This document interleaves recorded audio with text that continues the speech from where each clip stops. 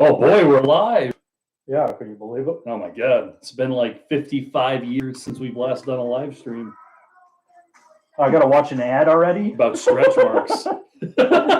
Incredible. Was that what it was for? Yeah, it was for stretch marks. You gotta mute that. Yeah, well, I mean, You get feedback loop. All right, I just stopped it. All I care about is monitoring the comments here because there's a lot of abusers. A lot of abusers on here.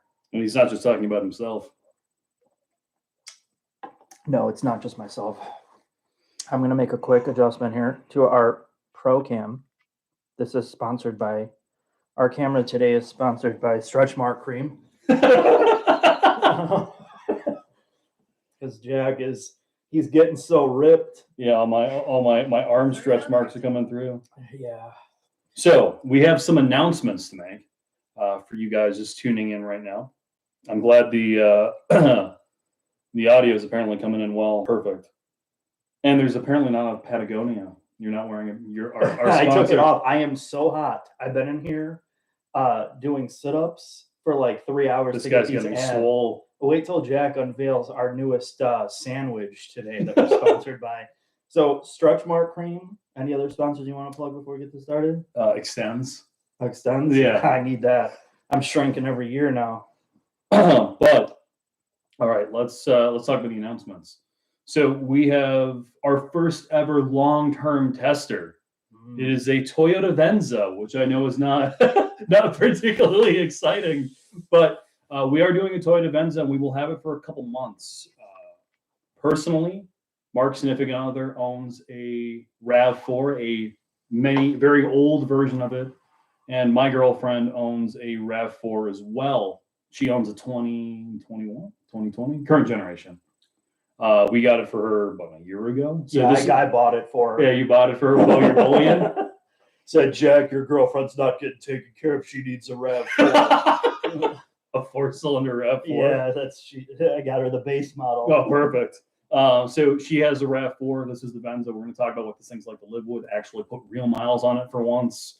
This is an important product. People actually buy this thing, so we felt like it was a good time to actually experience the product. Jack already gotten into an accident the first week of having it. A nice gentleman in an Equinox decided to merge into me, which was amazing. Yeah. So yeah, that Venza is already going to a body shop. So we started off our first ever long-termer very strong. Yeah, well, Jack wanted to really make it his own. So he got a little tussle. With an old dude who thought he blew out a tire. Yeah. I didn't realize I hit you. Yeah, well, luckily, if the damage is not significant, it looks like it was just some tire. Yeah. You should show him the Equinox that hit me. Oh, yeah, we'll show you the Equinox. The state trooper was like flabbergasted that the guy hit me. Of course, it's all white. You know, every car has to be white. But you can see where it hit the tire of the... you can see where it hit the tire of the Venza. So it's just a little bit of highway rubbing, you know, which Jack likes to do, jean jamming on the side too. You said this was my punishment from God. Yeah, to drive a Venza instead of a V8 around. Yeah, in God's country, you're driving around this Japanese product. Is that even made in? Is the Venza Japanese? I think it's American. I don't know. Because it's got to be because it replaced the Avalon, so it's probably here somewhere. Anyway. The other nice thing to talk about is our first ever, outside of Dell, corporate sponsorship. I know we're massive sellouts, Mark, but we are partnering with Auto Tempest, or have partnered with Auto Tempest. And it's for two reasons. A, we always talk about buying these cars all the time, or like where you should go to buy these vehicles. They have helped develop a creator page for us where we can link some of our favorite cars to. And on top of that, they've created tools where if you're watching one of our videos, you want to buy one of the piles we've done a video on, you can go and look for that car on Auto Tempest. Yeah, and I'm going to link in the comments section here the link for. Hey Terry, apparently I can't copy and paste. I just copied and pasted the link to the video, kind of announcing that. So check it out. It's very straightforward how we're going to do it. It's not going to be invasive, so don't expect like a segment in every video like, by the way, you should check out Auto Tempest. No, it's just going to be a natural link that's in the description, and there might be some screenshot stuff in in the video, and because we don't talk about pricing, we're Never. really bad about it, Yeah. and sometimes we don't even know what we have. Like the car that we get dropped up, we have no idea what's on it. So this is just a way to show pricing, and you can do a search of your own to see how much it is. We should have been sponsored by Rage Shadow Tempests, Mark. Oh, really? Yeah, we should have. Well, maybe next time. Yeah, well, when they step up their business game. The other thing we should talk about, Mark, are all of our large productions, and one that is near and dear to your heart is we have shot and now completed. It is going live this Wednesday, a Integra Type R video, and you busted your ass on this production. Yeah, I guess. Not really. Well, It just took a long time. yeah, and we were really blessed in the partners for this video. Acura Honda USA provided us their museum Integra Type R, which had like 5,000 or 4,000 No, I miles on think it. they bought it with 4,000, but I think by the time we were done, it had like 5,900. Okay. And King Motorsports, Scott gave us a Mugen built Integra Type R as well. So we drove it on the track, we drove it on the street. I think it's one of your better videos. Yeah, it's different. If you're a Patreon, you've already seen it. If you're interested in being a Patreon, just head out there. I've already posted up kind of like the unedited cut. So that's on there. But yeah, Wednesday, it's a little bit, the video is vastly more different than the traditional ones. And I'm just get tired of the same thing. So I purposely made it a little bit like the shop segment. It was more sentimental. I think, too. Yeah, I guess so. It took a more personal approach. Trying to think. Can you guys all hear us well? I just want to double check the mic. Jack, I set this up so you know it's working. All right, perfect. They said loud and I just needed to make sure, Mark. Yeah. We've had technical You difficulties. just in the want to make past. sure you hear yourself No. talking. I'm surprised you don't have an earpiece. I have an so you can hear earpiece your with a voice. 5-second delay. Someone says the sound quality is poor. Not my problem. No. I didn't set this up. Chin, message me. Is Chin Face, our moderator, is here as well. Is it good, Jonathan?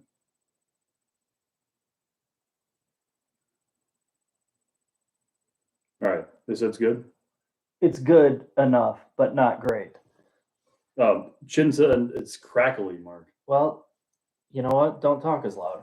All right, I'll It's turn probably breaking up because we're talking so loud. Maybe it's just better that we talk in our normal cadence. You want to talk about cadence? Well, Mark, the other thing we should talk about is the GT3 video. It is finally coming out. We have 3 videos. We have a 992 video with Patrick Long, Andreas Prutninger, Frank Waller, Lee Keene, Ryan Gates, some other people. They're all in this video. They gave us full technical support. They gave us the car. We went to Road Atlanta with it. We drove it in California. That's the first video. That comes out Thanksgiving Day. And we have Actually, it probably won't come out Thanksgiving Day. Thanksgiving week. I don't know. It'll come out around. It'll come out the end of November 1st, and then they'll be flooded with GT3 videos. People are like, when's the GT3 video coming? Well, you're going to get stuck with like 3 videos on that car now. Then you have a 991 video. That is the second episode. We're trying to kind of do it like the Miata series. Mm. And then we have a Cup car video with Goldcrest and 311 RS. So you have 3 videos. It is all the GT3 you will ever get from us on these new cars, but we're trying to tell you a complete story. And we have a GT4 video Yeah. that I shot. Yeah. That is a technical comparison between the 981 and the 718. Sorry, the 981 and the 718 GT4s. Both one on the lift. We drove one on the track. Yada yada yada. The GT3 ones will be extraordinarily technical. So if you're technically adverse, but there's a lot to learn there. We spent 8 months making this? Well, I don't want to say that. We Probably started this about 8 months ago, and because you couldn't. The cars are so rare, and they were pre-production. There was only 2 in the United States, and one of them had to go to Canada. So sharing that between everybody, and then going and traveling, we had to travel to Atlanta. Now we have to go back to travel to Atlanta to finish it. We went to California to film. Anywhere else? Oh God. No, I think that was it. 3 trips. Yeah, and then the cars here. So we had a dealer out here, Motorworks in Barrington. Yeah. They bought a 991.1 GT3 for us to film. And then 2 viewers, one an employee at Motorworks, gave us his .2 with a PDK to drive on track. And we had a viewer give us his manual 991.2 GT3 to drive on the street. It's been a fucking Both went up on the lift. Yeah. We weighed both. Yeah, it's been a while. Jack's like, oh, why don't we do this? I'm like, how about we don't do this? I don't want to do anymore. It's just already so complicated. And that's the best part. People are like, well, so one of the Patreon questions, like, well, what's the video that made the most or had the most views or most money, and what was the one that totally let you down? And there is no way this Oh, video zero. is gonna make any like the amount of time and money and travel that was spent on it. No way. Yeah, it's, I think for us though, the fact that Andreas Brunninger, Porsche paid a film crew for us in Germany to go interview the head of 911, Frank Waller, and Andreas Brunninger, the head of GT Car. So yeah, to get our questions answered because they couldn't travel over here because of COVID. So it is cool, and the amount of support that we got is unbelievable. Yeah, and I'm complaining about the fact that it's a lot of work, and this is something that I wanted to do very badly. I wanted to do a video on these cars and do it right, and at least and I talked about this I think in our last video.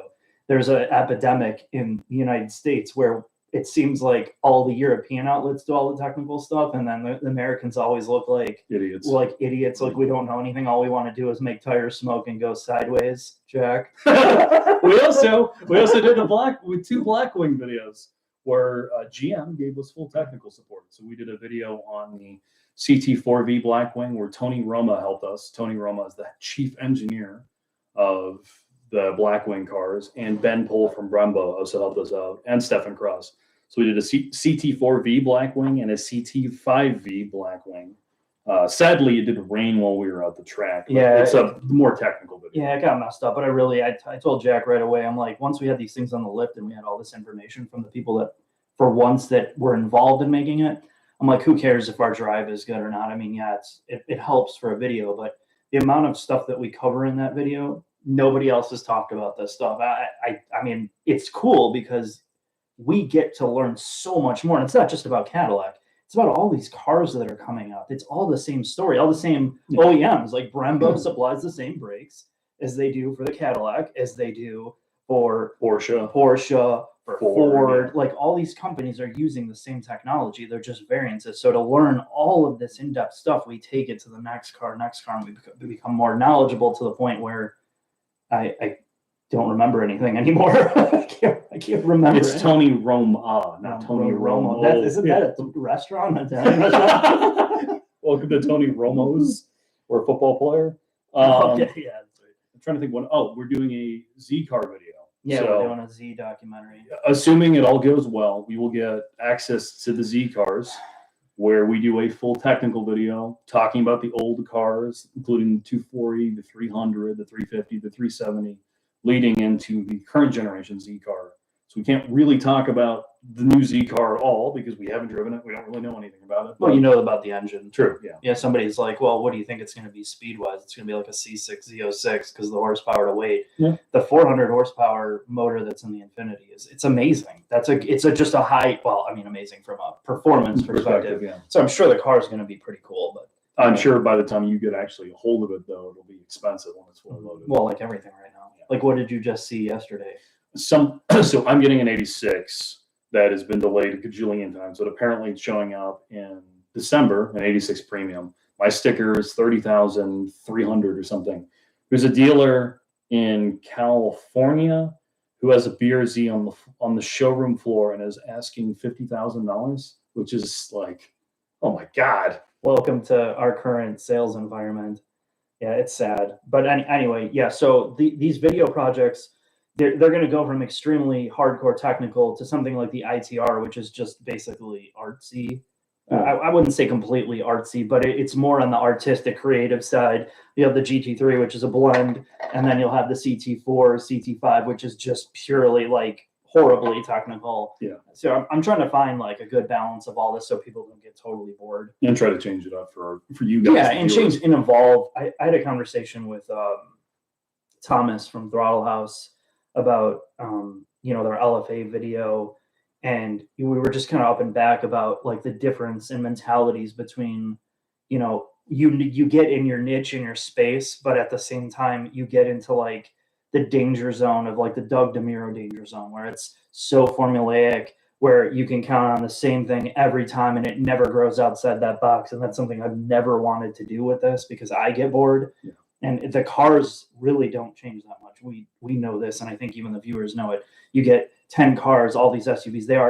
You could take the badge off and get in each one of them, and that's like the same shit over and over again. So the only thing we can control is how we make the content. We can't really control the cars, what they are. And try to get more resources from OEMs so we can Yes. tell you guys more about this. Yeah, so you're getting something, even if it's a total turd, a piece of shit you would never consider buying, or we could even, well, we can't really trash it completely, but something we're not serious about. If the manufacturers give us something that actually helps people learn about it, something they did that's different or new technology, it's just better for everybody, and it's not such a waste of time. It's about trying to give you guys some more value out of this. You're taking your time out of your busy day to watch us two assholes make a video on some car. Hopefully you can learn something from it. Yeah, if you want to buy one as well, Right. you can know where your money's going. Absolutely. What else do you want to talk about before we get into the Patreon questions and these paid questions? I'm going to cut out some of the stuff I was going to talk about and just stick to what else? Oh yeah, the Toyota project and HPC and all that. So we are doing. Did you send me the link, by the way? We'll put up the link in the next one we do at the end of the year. All right. But we are doing 2 really highly technical videos that kind of haven't been done at all in the industry. So we're doing one on how when we're working with Toyota engineers on this, on how they designed an MMI system or infotainment system. So Toyota Connected Car From ground up. Ground up. They built a software company internally at Toyota to build a Linux-based infotainment system, an MMI, to solve all of their in-car entertainment issues that they have. One of the biggest issues with Toyota and Lexus products, like the Venza I'm driving, or older Toyota products like your LC, the infotainment's garbage. They're all industrial designed, and they're not designed to be updated and scaled out. So as every manufacturer has learned, people are requesting most features that are software. And if they have the hardware right, they can simplify everything by just having over-the-air updates. It's nothing new. We have dealt with this with phones, but cars are turning into that. So safety suites, audio system updates, core feature updates, and then as you get rid of physical controls, basically the sky's the limit. And I'm not going to get into that part, but we're working with them. The head of the company and the chief engineers, and then we're also doing a separate video that is basically keying together both an automotive company, Toyota, and Microsoft, and talking about like an industry perspective on the future of connected cars. Yes. And that's a widely used term, but as people start to understand this, cars are becoming more and more connected to almost government systems as well. Traffic flows, incident reports, weather reports, dealing with in-car technology, safety suites, autonomous driving. So we're going to do a broader video on that. And not only that, it's not just the stuff in car, it's out of car, which is where Microsoft comes in, because every new car has a way to send data out to the cloud. And what that cloud is either Azure or AWS or Alibaba Cloud, just basically whatever region you're in, it's going somewhere and being stored on cloud servers. And that data analytics is all there for companies to scour through and use. But it opens the door for not only the automotive OEM, but it opens the door for government agencies, local municipalities to scrub and scour that data to find out where cars are at. And like Microsoft explains to us, and we're going to show you in these videos, like what these data points are that your car is sending out to the cloud. And in the near future, what governments or local municipalities can look at, like what's the temperature outside? Is it snowing? Is it snowing? Are the wipers on? Are the lights on? Like what's the road conditions? The cars, even modern cars, can send all that data up there.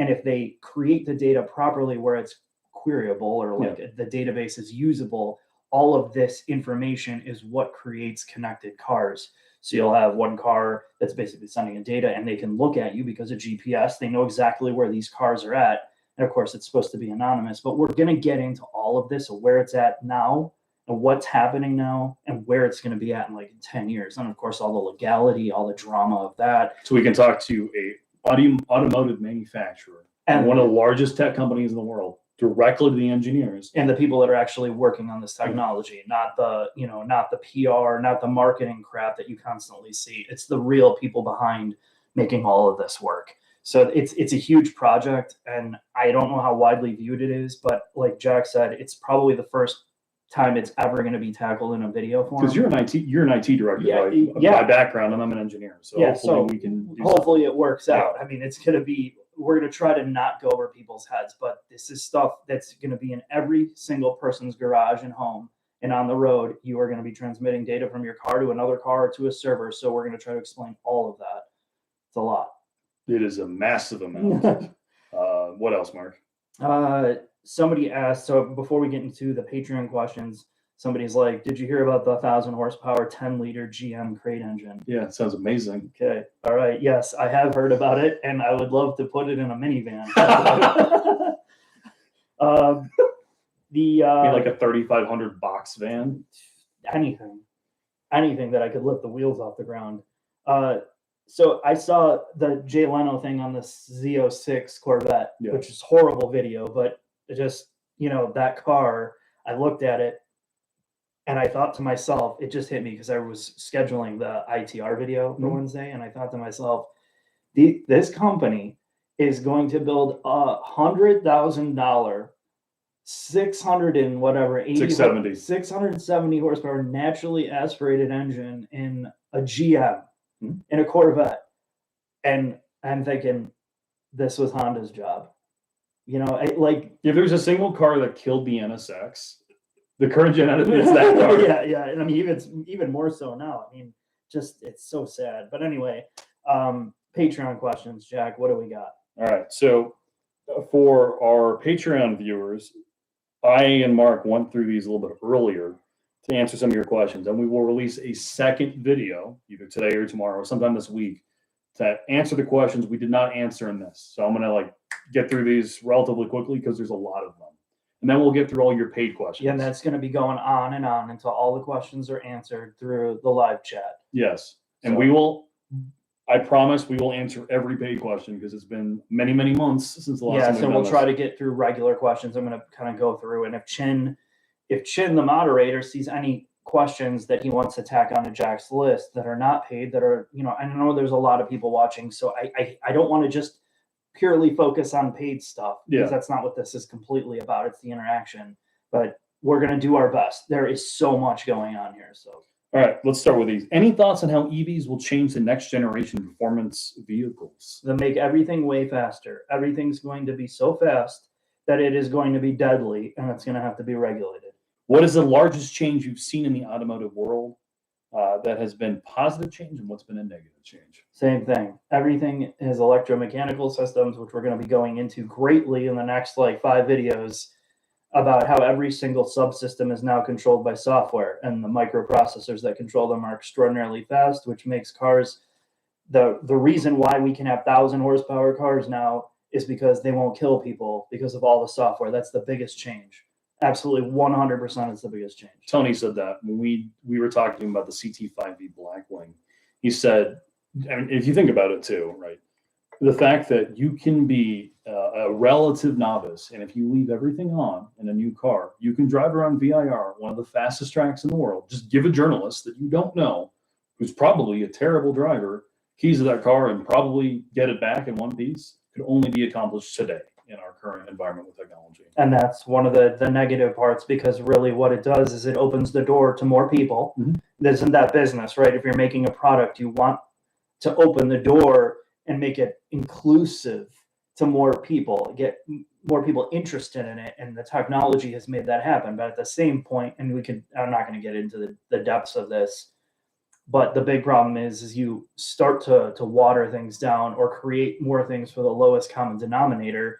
And the people that are really passionate on the niche side get shortchanged. Some of that experience gets washed out of it. And I struggle with that because it's cool, but it's you ask them flat out, you could have done this a lot easier. There's better, easier ways to do this, but people would die. Yeah, people would die and whatever.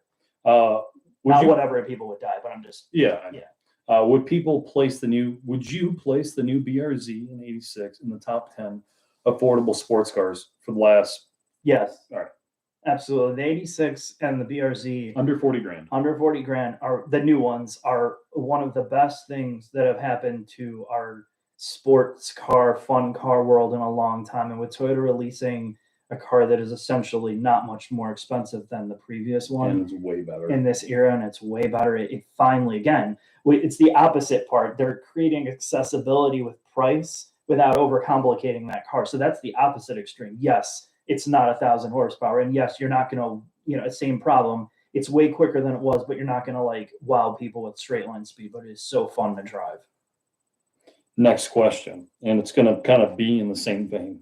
There seems to be a lot of interest in cars about to hit the market, like the new SI and CTR, the new Z, GR86, and BRZ. Not factoring in the current short supply market and the dealer markups, how do you think they'll stack up against recommended cars like the ND2 and Veloster N? Is it a bad idea to buy, given the fact that most of these cars are now a first-gen vehicle? Which I don't know.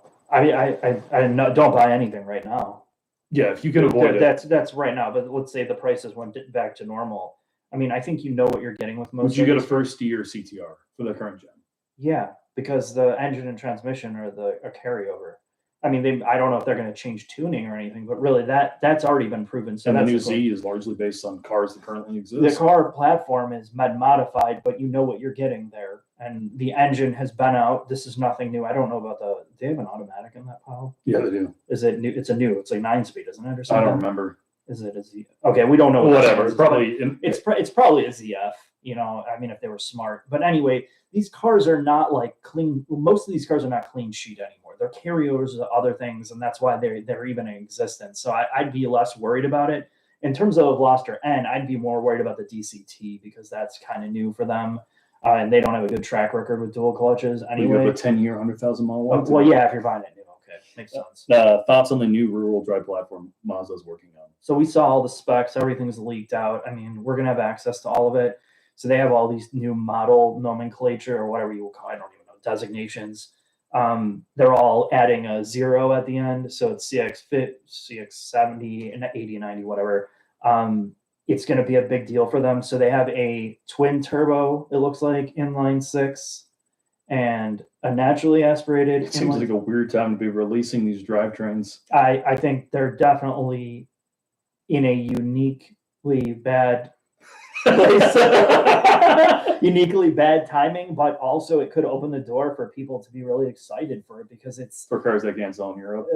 Yeah, I mean, at least in America, I think it's going to draw on a lot of people. It just depends on what they're really offering. Which non-EV Teslas or PHEVs have really impressed you? Not many. There's not a lot. I got a list. Oh, by the way, the interior designer or interior materials designer from Mazda had messaged me asking me about the federal tax credits on which cars get federal tax credits, and my accountant messaged me today. And he was. We have the same accountant. Yeah, we have the same accountant. He funnels Jack's money into my account, and he loves Teslas. He does. He loves him some Tesla. So he said the only ones that still qualify for the $7,500 tax credit are the Audi e-tron, e-tron Sportback, i3. What a deal, $100,000 Audis. Yeah, Ioniq EV, Kona EV, Jaguar I-Pace or whatever, Karma Rivero, Nero EV, Cooper, Mini Cooper SE, Leaf, Polestar 1 and 2, Taycan, XC40 Recharge, and ID4. And it's not like they take the tax credit off the price of the vehicle. You got it after taxes. Right. Yeah, it's a deduction. But anyway, yeah, the PHEVs, I mean, I don't know. The only ones I probably would buy are Toyota stuff just because the Venza I'm getting, you and I, well, I've been driving it. Yeah. I get almost 40 miles to the gallon everywhere I go. That's not a plug-in. Yeah, but still, I mean, the hybrid stuff. Well, yeah, I guess. I don't know. Everyone, watch the Chris Harris thing that he did on EVs. I'm sure he's absolutely right. You either buy a Taycan if you're rich, you buy a Model 3 because of the charging network. I don't have much to say. Yeah, I don't either. Okay. We'll move on. 1 second. In 5 years, we're going to be having a bigger debate about that. You think? For sure. Oh my God, yeah, because there's going to be everything's going to be plug-in hybrid or hybridized version. I've been told to read Ryan Vance's super chat by our illustrious chin face. Let me find it. Oh my God. What does he say? We're idiots? No, he says that you're God. And he has to have a defecation. That's why I have to read it, Mark. Chin, resend it to me so I can find this thing. Chin, resend me Ryan Vance's note. I'll go to the next Patreon. What do you think of the current thoughts on the big three from GM, Ford, and Fiat Chrysler? Like, what do you think of the current status of the American car companies? Jeez, dude, it's so weird what they're doing. I mean, like, I think Ford's in the best position. I mean, GM is like a mixed bag. You see one thing, you're like, wow, look what they can do. And then you see another one of their products, you're like, wow, how did this happen? And I think Stellantis is the one that's the biggest question mark for me. So, I mean, I would say Ford looks the brightest. GM is, I mean, right there. It just depends on what direction they go. They can always shit the bed tomorrow, but their newest products, some of their stuff is really impressive. Stellantis is like trying to find an identity. They're like huge identity crisis for that brand. I don't know what they're going to do. They're going to lose their V8s. They are starting with their PHEVs and plug-ins, but they have. I don't want to be them.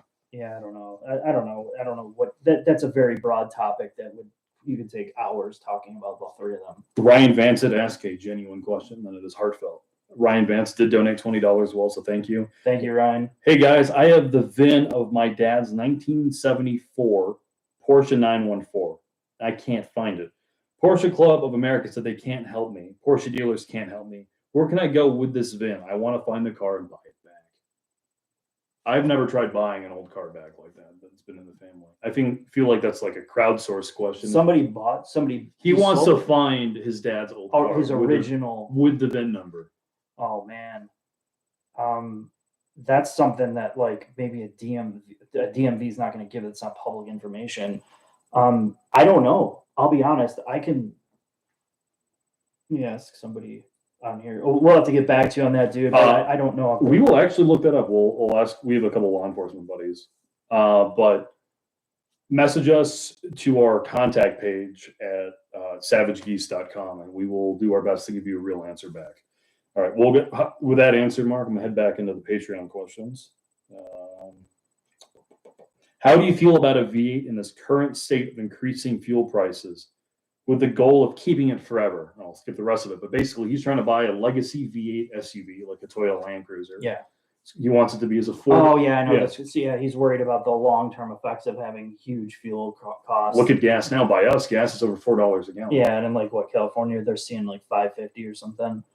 You're rolling the dice. I mean, if you're using it as a daily driver or something you're going to use all the time, gas prices could go down. If you look, and I don't know if we had this conversation in one of the videos, but there's a chart that was done on oil production, and the U.S. has been at the top of oil production or oil like capacity in I think it was 2020. They were one of the top in the world. So I mean, the whole OPEC thing and overall like oil production issues that we used to have no longer exist. So one year you might be able to see oil production go up and gas prices go down, and then it goes up. So you don't know. So I wouldn't go buy right now. And Jack's going to bring out our new this is sandwich. Dude, this thing smells amazingly horrible. Our next Patreon question was Arby's sponsoring our Q&A, and I'm wearing my chemical glove for this, Mark. But I want you to open that bad boy up. So what we're dealing with, bring it a little bit closer so they can kind of feel what we're dealing with. Raise that up. Let's turn this around. All right. Okay. You're handling it without gloves? I've been immunized against this. So what we have here is the Arby's half-pounder beef and cheddar. Now, if this doesn't look like a bad date to you, I don't know what is. But yeah. So Jack's gonna have this later. I put some. But if you put that on a cheese board for me, I might get confused. Yeah. I'm thinking about charcuterie boards. Yeah, that looks real good. All right, we'll get back to the questions. Clearly, Arby's was sponsoring this. Yeah, Arby's sponsored it. That's how I afford my got LFA. It was that. Yeah, Jack got an LFA out of the deal. So long story short, just buy it, and you know somebody's going to buy that truck from you, regardless of gas prices. If you can't afford the gas, somebody else is going to be able to afford it just to have a Land Cruiser. So don't be afraid of it. No one's going to want to buy a V8 Tahoe. Yeah, internal combustion. If it's a legacy like enthusiast product, someone's going to want it. If we're talking about like an old Silverado or something, no. But I mean, people are nuts for these V8 like Toyota products, and the internal combustion is not going away. It's not going to disappear, at least in America, for quite a while. So just if you want it, do it. Stephen Murphy, we did answer this question for you about thoughts on the new Z. But anyway, well, I'll move on from there. Here's a good question for you because you're Mr. Honda Acura. Given the significant price appreciation of late, what 90s, early 2000s Honda Acura vehicles still provide a great driving experience for the price? S2000, right? S2000, yeah, that's your best bet. And then, Scott from King would argue that the S2000 is nowhere near as good as like the Integra Type R or like a GSR, like fully kind of like set up, or a CRX. But I mean, all those cars in that era are much different than they are. They're all very mechanical, like a Prelude SH. You can't even find one, but that was a very unique experience. And I did reply to one of them, like, he's like, well, what did you think of the Mugen setup ITR compared to the S2000? And you get out of that Integra Type R, and the front end is way better than the S2000. Like, you actually feel what's going on. So it's not as great as a Lotus, but you actually feel steering load up. Like, you hit a curb and the wheel is like moving along with it. Like, you feel what's happening there that's completely removed in newer cars. So yeah, Integra's that generation Civic, which is largely similar, but it's stock. You're not going to be impressed. And with if it. you hit like a mailbox, you're going to die. No, well, it's not that bad, but yeah, I mean, you get an offset collision with an SUV, or you get hit in the side, you're in some serious trouble. So factor that in. I took your advice last Q&A, and this is from Pat. I sold my ND1 RF. I have no regrets. Where should I go from here for less than $100,000? And I responded to this gentleman as you eat your poke because you're West Coast elite. I have just flown in from Wisconsin. What would you buy for less than $100,000? It's like a performance car. GT350. Yeah. What I told this guy was Cayman GTS 4-liter, which is amazing. I don't even know if you can get one, but if you could, E46 M3 because he likes that kind of car. M2 Competition, M2 CS, GT350. I said the C7s, GR86, Z4M, and any 4-liter Porsche pile is amazing. Yeah, I've been converted to the 4-liter, but only the 4-liter. Lots of similar questions. Our Discord server may happen, may not. It is done. It's just been a nightmare it's just time. Somebody needs to spin that up for me. Just take it over. I'll give you $5. Jen, you got this. How does Lexus look in the pipeline? Like, what do you think of future Lexus products? I don't know. We have an NX coming out, and I drove that thing. And to be fair, I didn't like the original NX. But if this new NX is the future of Lexus, I'm quite worried for them. Should we redo our GTI video? Huh? So we did a Mark 8 GTI video, and it was on cheater tires, and we talked about it in the shop. Yes, segment. we'll redo it. All right. Because I've been hearing a lot of people complaining about how if you put on real tires, the car will turn into a total understeer mess. I just want to get the car again on real tires. We'll do that like versus an SI and something else. I'll just do it against a Ferrari, 458, 488, all of them. GT3 Cup car. Yeah, just do it against a race car. Well, I'm trying to go through some of these that aren't too similar, so we don't beat these questions to death. Can you hurry up? I got my hair appointment coming. Well, your hair appointment's gonna have to wait. We've about 9 million paid questions asked. Track focus muscle car, ZL1, GT500, or Hellcat? Who? Would you buy a ZL1, GT500, or Hellcat? GT500. I agree. Do you think Chrysler, the brand, will ever recover? Yes. It's an American classic, Jack. Once they bring back the PT Cruiser pronto, things are going to turn around. PT Cruiser EV is in the pipeline. I've already talked to the people that have been moved around inside that company about 600 times. And the janitor told me that the pronto is coming back. Man, incredible. Dan Knowles, who is a gentleman and a scholar, asked us. I'm going to raise my hydrophonic water to you, sir. Why do you think, I'm going to summarize this question the way I think it makes the most sense. Why do you think older cars are becoming more desirable? Because there's not a lot of bullshit. Essentially, that they're becoming, and you can work on them, and it's. You feel something? Yeah, I guess it's just, it's not even like, oh, my 60s or my 50s muscle car, 70s muscle car. It's not even that anymore. It's just, it's not even that type of feeling. It's just the cars have become, the internal combustion cars of this era have gotten out of control complicated. It's not even a fact that they're not good or bad. It's just they're so over engineered and so overcomplicated. And by default, the people that want cars, the people that buy cars in mass, which is what everybody, all these car companies want, they want to sell a cajillion cars. You have to strip everything out of it for those people because they don't want anything but quiet, soft, removed experience, and technology and safety features. As soon as you do that, you're basically putting somebody in a bubble on four wheels. So for a new car, you can't sell an experience either. No, you can't. You can't quantify in a sales pitch why somebody should go in. If you have a bigger screen, you have a million safety features that people don't even know what it is. But if you say you have it and you wow them with like bright lights, it's like animals. People get in the dealership, or like the one thing I didn't talk about is the Equinox theory. Is you go into a Chevy dealership and they will not let you leave until you walk out with something. Even if you came in looking at something else, oh, we don't have that, but we're going to get you in this. And people just walk out with whatever's there and then that they can get a decent price for and has the most technology and perceived value that they think they're getting right then and there. And that's how everything's so like watered down and distilled. And that's what sells. Andy the Lab showed up, and Andy gave way too big of a donation per usual. What was it? It better be bigger than the last one. That's all I'm going to say. He's paying me to do No Shave November. What's that? Well, Mark. He can't grow hair. He's Asian. Yeah, basically. I look like someone's divorced dad who sees their kids on weekends, takes them to the zoo when I grow facial hair. Oh, yeah. I look good. So what's going on with Andy? She's just saying hi. Deb, you know, I feel for you. Deb's all Miss Corporate now. Yeah, Deb's big time. She runs a series of Arby's across the United States.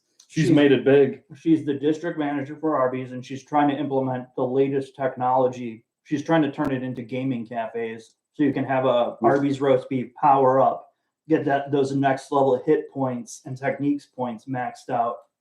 I like what you're saying. Here's my last Patreon question. Okay, yeah, you're just cutting me off. Yeah, well, this is a real question. This is from Scott Richard. Buying a used family SUV, want four-wheel drive for a Wisconsin winter. Don't care if it's pretty, just reliable. I will shop around for a non-salt example. How old? How many miles? On a Toyota Land Cruiser 100 or Sequoia is reasonable. I want to use it for 8 years and 60,000 miles. Seems the Expedition, Tahoe, and Jeep drivetrains all have fatal problems. So I think Toyota and Lexus is my go-to. How used should I consider? Well, if it's not from the Midwest and it doesn't have any winter miles on it, who cares? Pretty much, yeah. I mean, really, when you look at those things, I mean, they're the same as they've been for 600 years. So if you can get one that's out of the Midwest, proven out of the Midwest, and you get underneath it and you don't see any frame rot or rust everywhere. And buy the nicest one you can afford. Yeah, buy the nicest one you can afford. I mean, shit, if it's 10 years old, I wouldn't be worried about it. So to go back to Dan's question, that's the beauty of cars like that. You're literally not having to think about, well, what model year had this? Or like when Scott, like Turbowski, he messaged me some dude that, you know, they buy these cars and there's 60 different faults on the when they plug it in the computer. It's like there's 60 different faults. There's nowhere you even start. Certain model years had TSBs for this. Or like the one Ford one I sent you that he sent me recently on the 3.5, which is their mainstream V6. Dude comes in and it's got some issue with the vacuum system. It's blowing up fuel tanks. Yeah, it's blowing this Ford with the 3.5 is blowing up fuel tanks because it's sending boost through the lines back into the fuel tank, and the fuel tanks are blowing up. Cool. And it's only happening like 2 model years, and they couldn't figure out. I mean, it's so ridiculous. Like there's these cars that are so ridiculous. Well, like the Panamera we just did. So yes. If you watch our Panamera Sport Turismo video, look at the 4D system. It is a technological marvel. You drove the Turbo. It's unbelievable. Unbelievable car. It's unbelievable when it's brand new and we get to drive it for a week.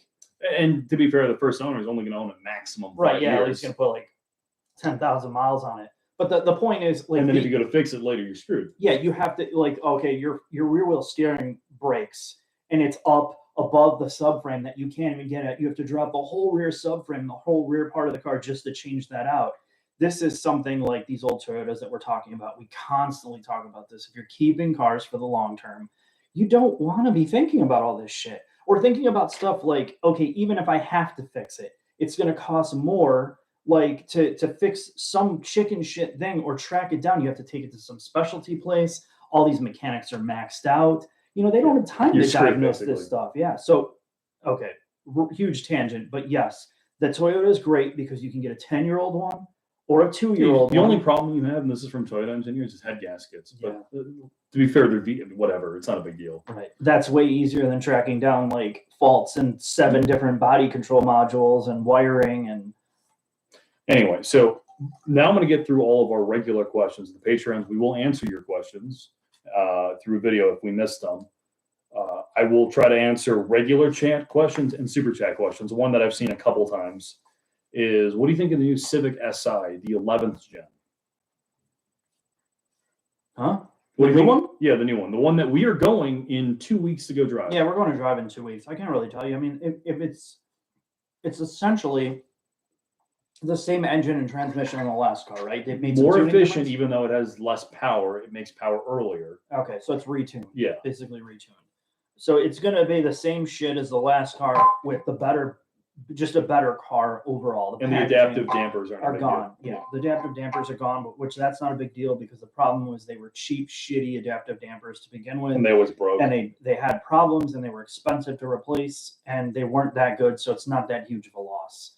I think it's going to be a great car. If you like the new body style, you're going to love that car. And if you don't, you'll hate it. Yes, that's it. All right. This was a $5 donation from the real Ukazo. I'm the world's worst Dude, Asian. you suck. When are you taking a vacation to get a massage and foot rub? I'm not a Patreon supporter for you guys. You just work. Basically, he's thanking us. Thank you. I need a massage. I really do.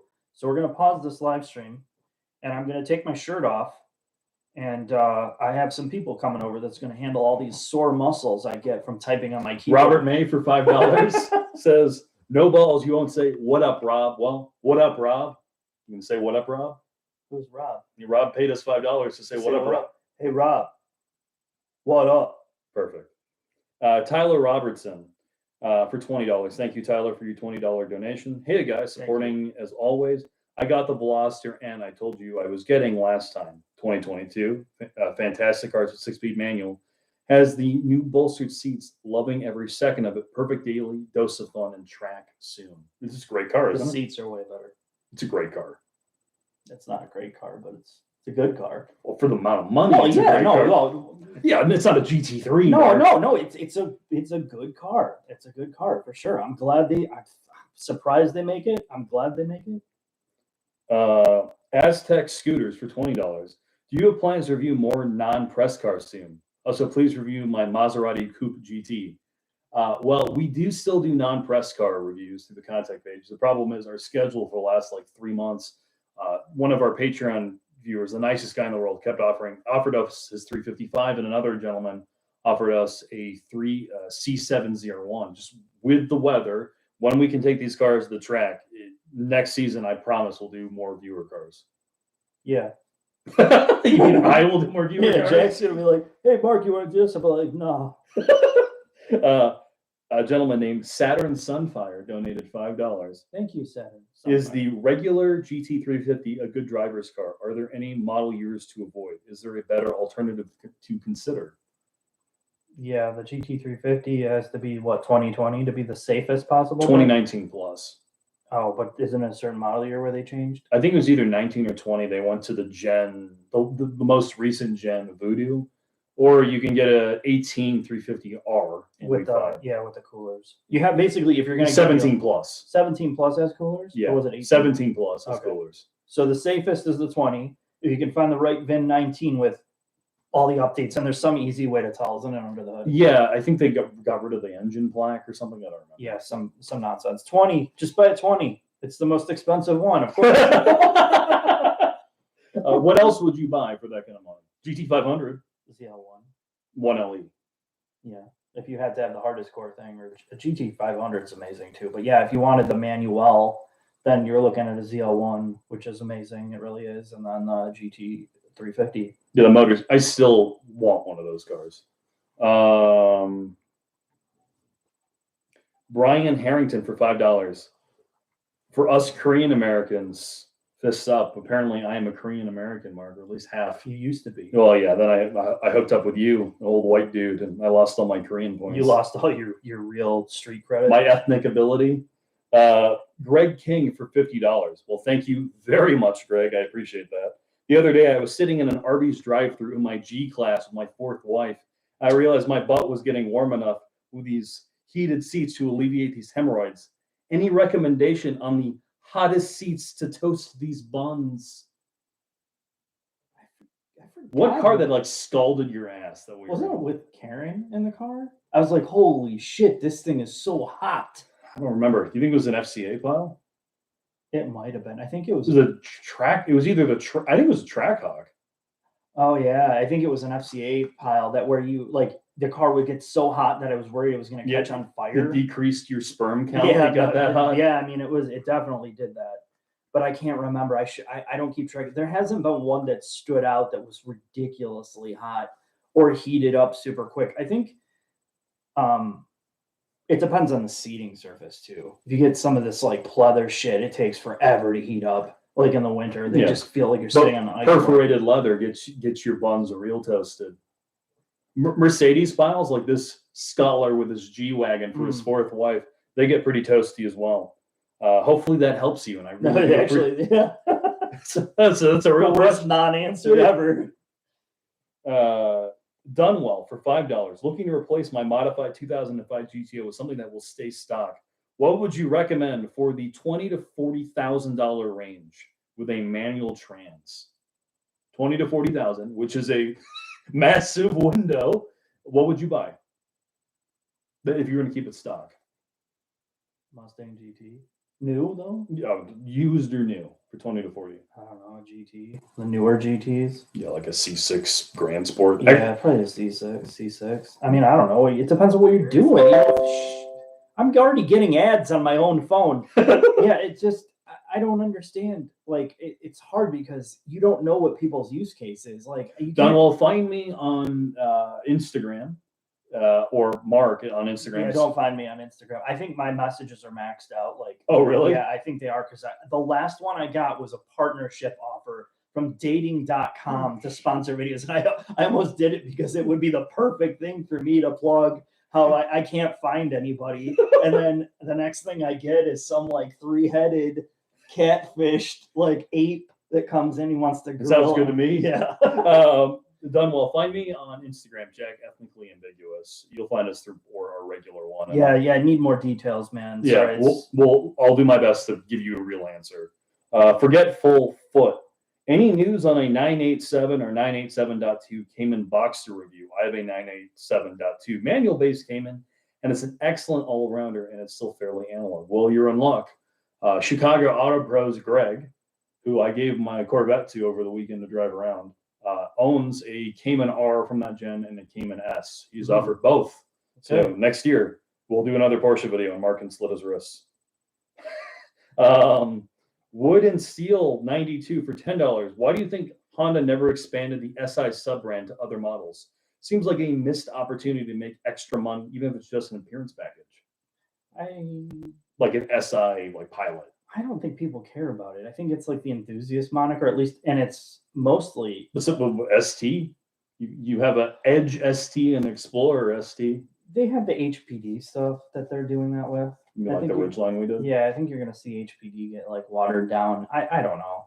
Honestly, they're weird. They're kind of like they might take a couple steps forward with like revamping the SI and like the Type Bars and getting people excited about the enthusiast brands, but they're very like set in their ways. Like Type R will not go on anything unless it's a big deal. Yeah. And I think those like or Type S. The Type S, they're very weird about which cars they put them on, and I just don't see them like taking it and plastering it on. Credit where credit's due. Honda could have made like a Honda Pilot SI, and they never did. Yeah, that's true, and that wouldn't make any sense. But I mean, I don't think does an Explorer ST make sense? PR would. Well, the thing is with Ford is their PR turns over every week. and has no shame. So they'll like the person who came up with it's already like 10 jobs down the line. The people at Honda are like, oh shit, I don't want to lose my job for making this PR disaster for the company. So I don't think that they would do it. Fair point. Nermit asked, have $32,000 set aside for my toy next spring. What should I buy? A rear-wheel drive and a fun car, either GR86, 370Z, S2000, or Miata RF. Well, what would you buy out of those? I don't know. Depends on what he wants to do. He just wants a fun rear-wheel drive car. The Miata. Over an S2000, 370Z. Where are you going to find an S2000? That's the problem. You bring a trailer for $80,000. Yeah, it's stupid. They're so overpriced. Yeah, But if you could find one for, let's say, in that price. that S2000 is not that fun to drive around. The Miata is way more fun. If you gave me like, hey Mark, you could drive around for a week in two An cars. ND2 Club. Yeah, an ND2 Club, not an RF. Yeah, I agree. The RF is the worst. It's not a good variant of the Miata, in my opinion. It's great year round, better for year round driving.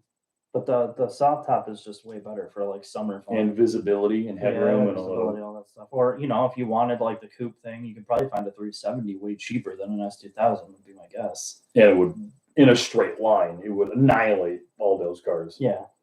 Trent asked, for $5, are you guys still taking viewer cars? We are.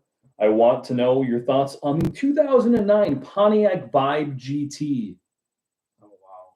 Can you even find those anymore? That was the Toyota Matrix, right? Yeah, those are twins. Was that the fast one, the GT? Yeah, the GT, and then the Matrix was was it the GTS, or am I thinking of the Celica?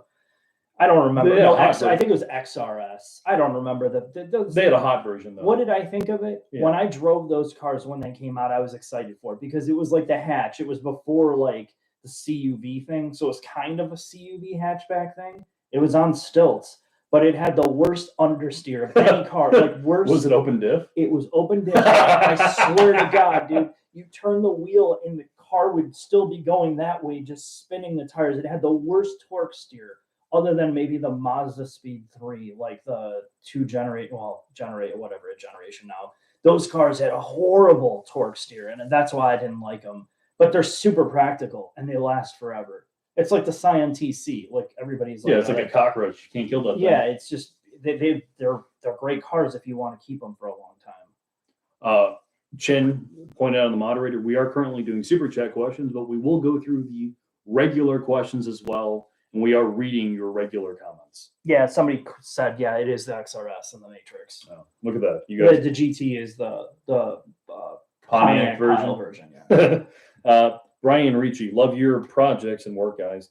I'll be shopping in the $60,000 range for a dedicated sports car. Shopping for a 2015 plus Boxster Cayman S Supra V6. What others would you recommend, new or under 5 years old, in around $60,000? That's all you. Well, the Porsches are great. They're amazing. The 6-cylinder variants are great. M2 is a great car. And you could get a GT3. Well, I don't know anymore, but you could have got a GT350 around that money. A ZL1 1LE, maybe, or ZL1 you can get around that price. And you can get a C7 Grand Sport or C7 Z06. So there are a lot of cars you can buy for that money. If you had $60,000, what would you buy then? I'm weird, dude. I'm not like a normal person. Like I have. If you had to buy a dedicated sports car for $60,000, I mean, the car that's the fastest and the best is the Grand Sport Corvette. For that money? For that money, it's unbelievable. But I don't like that car. Yeah. Like you couldn't. The enlarged prostate mobile that No, I own. it's like an amazing car. It has every performance metric. It does everything almost like perfectly when you're driving it fast. But it's like it does nothing for me. It's so weird. If you want a Cayman S from that gen, go buy a Cayman S. I'm sure it is a amazing. It is a great car. Yeah. That's a more like driver's car. I'd rather have that than the new Supra. Would you buy a Cayman with a V6 or a new Supra? The new Cayman or the 718s? Yeah, say with a 4-liter. Would you? Of course, I'd take a 4-liter. A 6-cylinder Cayman, like a prior gen, one gen before, or a Supra.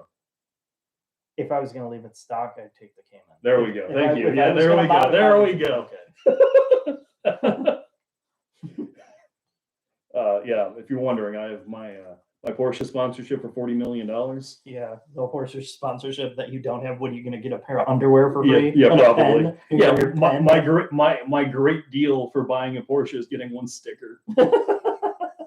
Wow. Yeah, incredible. Chris walks fast for $5. Gifted any two cars you could never sell. One car you would have all the maintenance covered. The other you wouldn't. What two cars would you pick?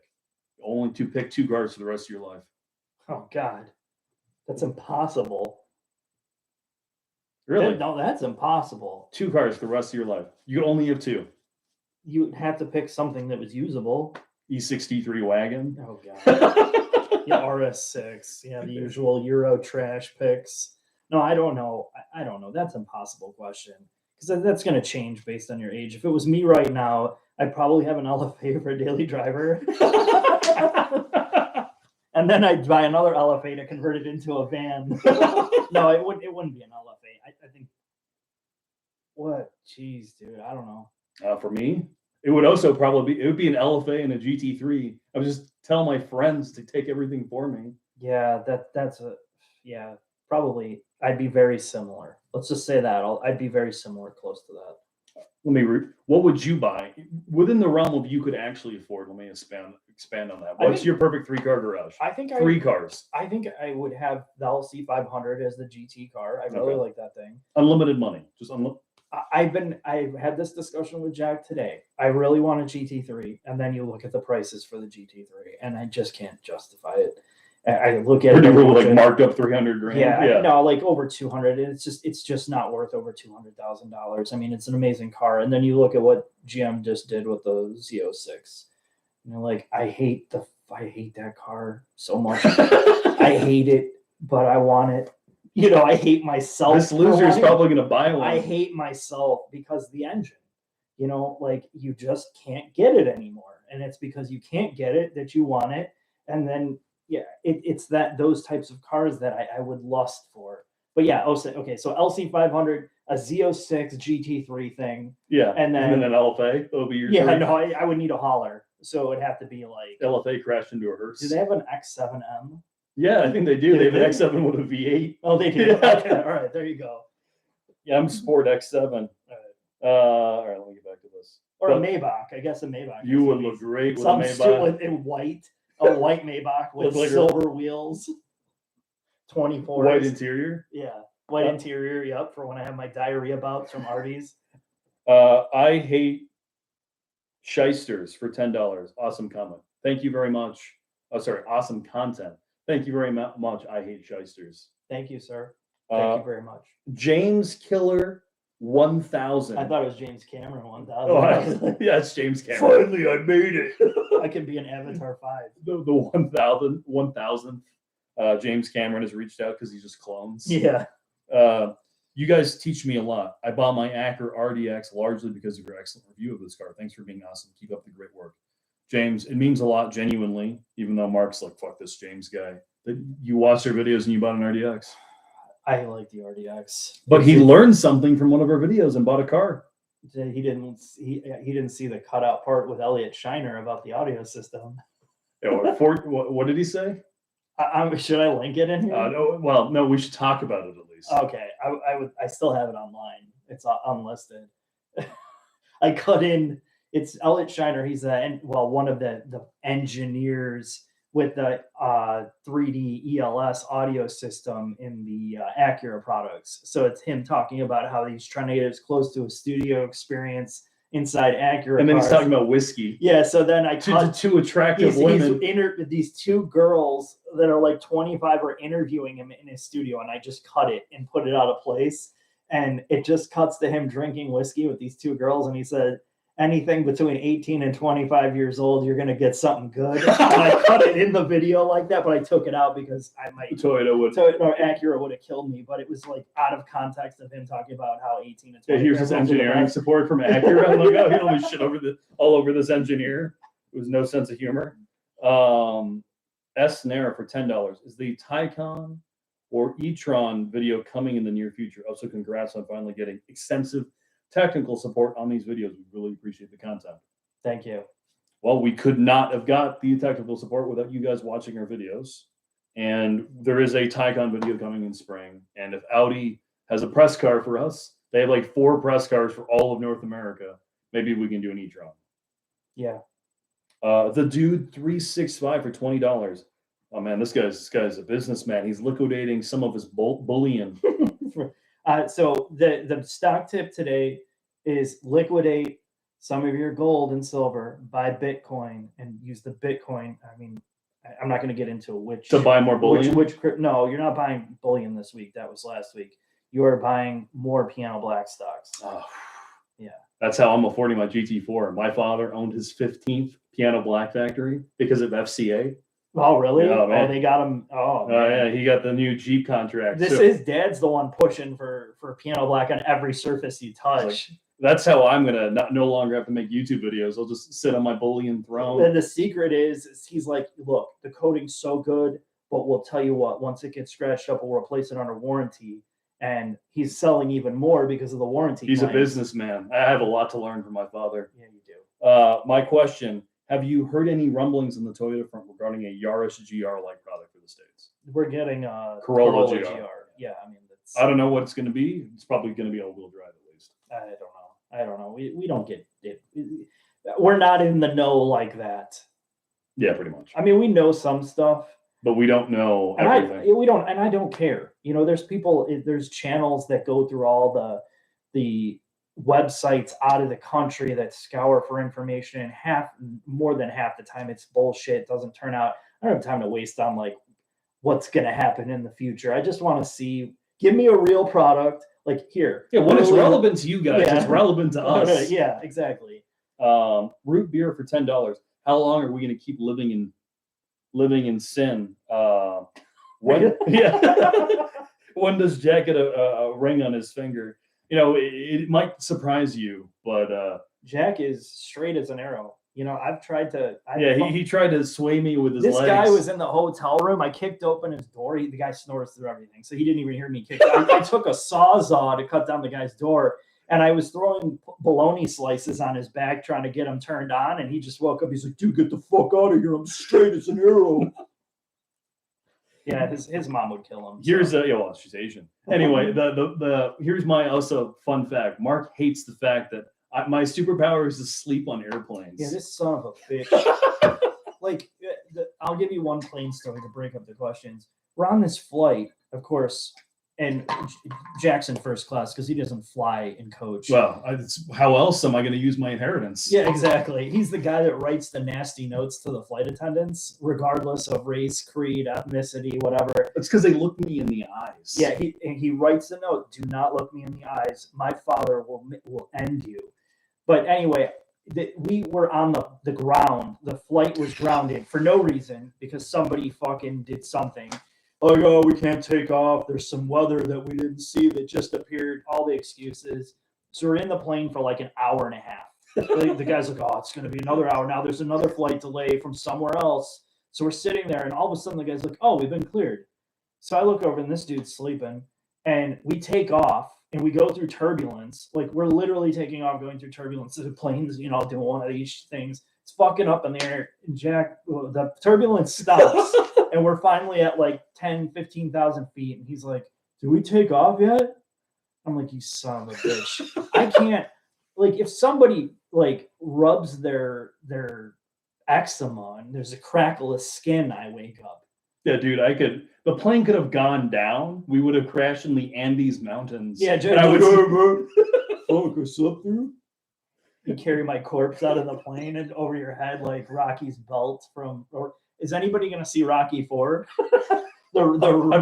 It's like 40. How much footage did he add? I don't know. I know they re-released it. It's Look, if it's like Apollo sold Creed out. didn't spend all of his time dancing, he would still be alive. Well, apparently they made the fight longer, so Apollo didn't look like so much of a chump. Oh, really? Yeah, I didn't know. I don't know. There's an hour. I told you I like- watched Cliffhanger with Karen, and she's Oh like, my "What God. the fuck is this movie?" I'm surprised you watched that. She said it was better than Aquaman, though. "Oh man, That that's go bullshit." watch Dune. Like, this is the most mind-blowing thing. So I took Karen to see Dune. Oh, did she like it? She loved it, which is Oh, wow, I'm amazing. 'Cause she surprised. hated Blade Runner, Okay. but Why did she like it? because it's basically visual porn for 2 hours with somewhat of a plot. visual and audio. Yeah, well, Yeah. the chanting women in the background for like every scene. But here's a depressing fact. That movie was made for $160 million. Aquaman, which is a trash movie, which made over $1 billion. It made $1 billion. It made $1 billion. Well, dude, it's a guy with no shirt on half the movie. Jason Momoa was in both movies. If I took my shirt off in half the videos, you know how many followers we would We have? have negative like lawsuits. I'd owe people money. But yeah, that movie, the special effects budget for both movies was the same. Think how depressing that is. Well, but yeah, I guess. Anyway, Dune. I don't know if anybody saw it. Probably a lot of people saw it. Amazing. It's like I can't wait for 2 years till the sequel. my problem with the movie is it's not actually a problem. It's because so many movies now have done the same thing. Like The Matrix is the science fiction. We have this Messiah. Everything's about the Messiah, this one person that's going to save everybody. And it's been overdone so much that now Dune, even though it's original story, It doesn't have Sting anymore. yeah, it doesn't have Sting, which really killed my boner on it. But I mean, it was such a perfectly executed like art piece that was somewhat cool science fiction that felt quite real. Like the effects were very practical. They did a lot of stuff. Did you see any of the making of that? No, I haven't. Oh, they did a lot of practical stuff. The little helicopter things, Those in are practical? full scale. Oh, wow. They held them on cables and flew them around and shit. So you got a sense of like physicality. It's just neat. Like if you it's like really movies. cool stuff. Anyway, Uh, we'll get back to questions. Get back to questions. I apologize. Chris walks fast for $5. How does the Chin said, Dune sucks, not a single copy pasted shark. Yeah, they needed some sharks. or they don't have a guy who halfway through the movie is like, I need a bigger helmet. Yeah, or a Dodge Charger running through the jungle of Vietnam. Oh, dude, I watched Fast. I told you I watched that movie. Well, it's not as bad as you spending time on TikTok, but I wanted my time back. Oh my God, yeah, that. Anyway, let's All get right. to. We'll talk about that. Chris walks fast for $5. Chris, thanks for the $5. Thank you for the $5. How does the Integra Type R compare to the S2000 in terms of gearbox, motor, and fun? That's all you, bro. Integra Type R versus S2000. No, that's all you. You're John Honda. I had never driven those cars in my life. The S2000 or ITR. I mean, the ITR is a novelty. Okay, It really is. I mean, it's an old car, of course. which is more fun? the S2000 is a better car. It Better, but is it more fun? Yes, it's more fun. Stock versus stock. Okay. It's stock versus stock. It's more fun. The ITR is a way better front. I talked about this in the beginning. The ITR is a way better front end. You actually feel something through there. S2000 is very numb in the steering. It's always been numb, and there's not much you can do about it. But it's rear wheel drive, so you can't beat it. Someone asked C7 or Supra. That was a regular question. C7. I agree. All right. And that's just because I own one. It is a better car. I like the Supra, but the C7 is a better car. Jacob for $5. Thoughts on the 9th gen Accord? I've had a 9.5. Oh, base C7. Supra. Yeah, Supra. Yeah, probably. Yeah. The Supra is faster than the C7 in a straight line. The Supra's faster. That quick clip I did with the LC500, it like blew the fucking doors off that car like it was like a Equinox. Thoughts on the 9th gen Accord? I've had a coupe for a year now, and I keep wondering what you guys will have to say about it. Which one? 9th gen.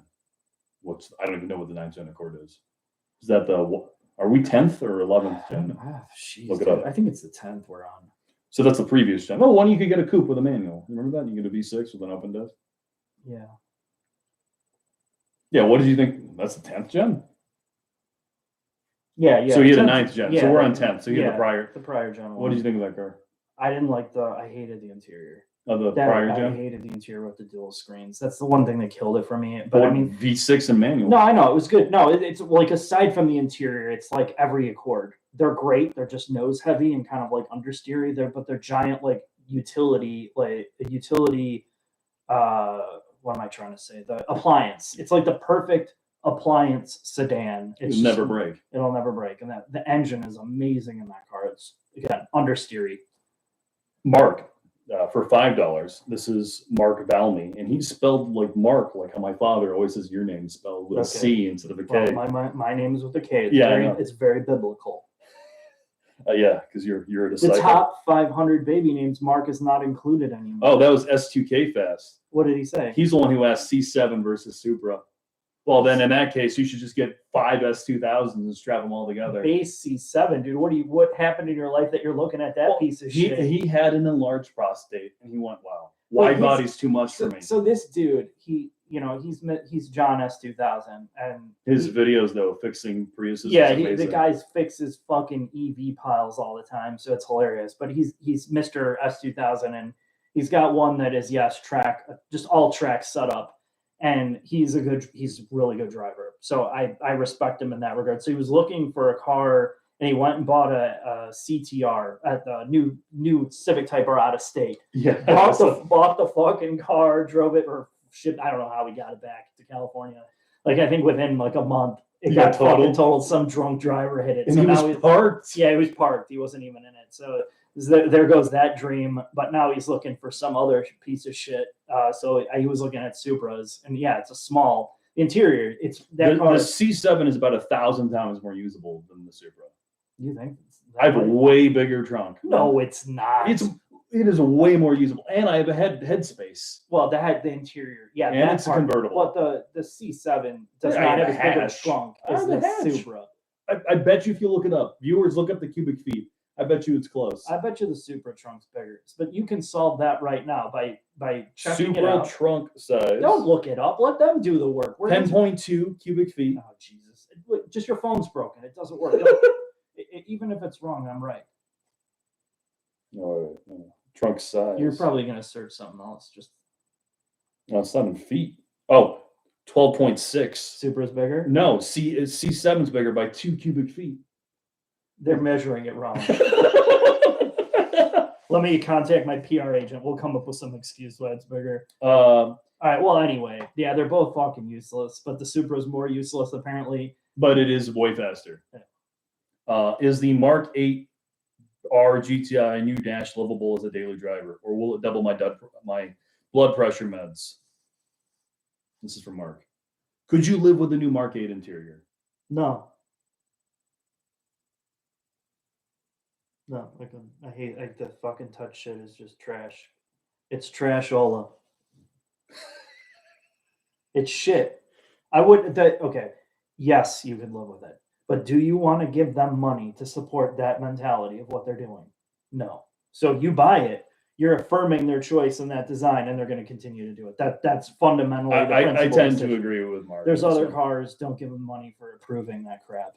Non-donation question from Nermit, who donated earlier. Do you believe Elon/Tesla will be forced to adopt LiDAR? Sure. Yes, I think they will. I think they know that they have to. Jacob for $5. Do you think a 1LT Camaro with the track or cooling pack or an MX-5 would be a better trackable daily? The other car I'm considering, he's also considering other rear-wheel drive cars. His current car is a Spark. There's a big jump to go from a Spark to either a Camaro or an ND2, ND2, then a Camaro. Go to ND2. GR86. No, just skip that GR86 and then go right to a Camaro V8. Then from a V8 Camaro to a Bugatti Chiron. That's the logical progression. If you're starting from a Spark, that's the logical progression. No, I would go to ND2. I think that's the perfect transition from front to rear wheel drive. Would you have an ND2 as your only car over GR86? Depends on my situation. If I was like a handsome young Man who could drive around with 20. the top down all the yeah, time? if I had a hairline to cover up this baloney spot, yes, I would do that. But if not, in this, this brittle age and feeble age that I'm at, yeah, I would have to have a GR86 full time. Shredasaur for $10. Oh man, is this guy ripped? Yeah, he sounds like he's ripped. Send nudes. Well, you can't say that anymore. Send pictures. I bought a 2020 manual Veloster M because of your review. I love the technicality and killer production value of the videos. Keep up the great work. Who makes the music? So this guy used to make the music. Now he hired an intern who lives in the basement who makes all the music. That's right. No, I used to make the music.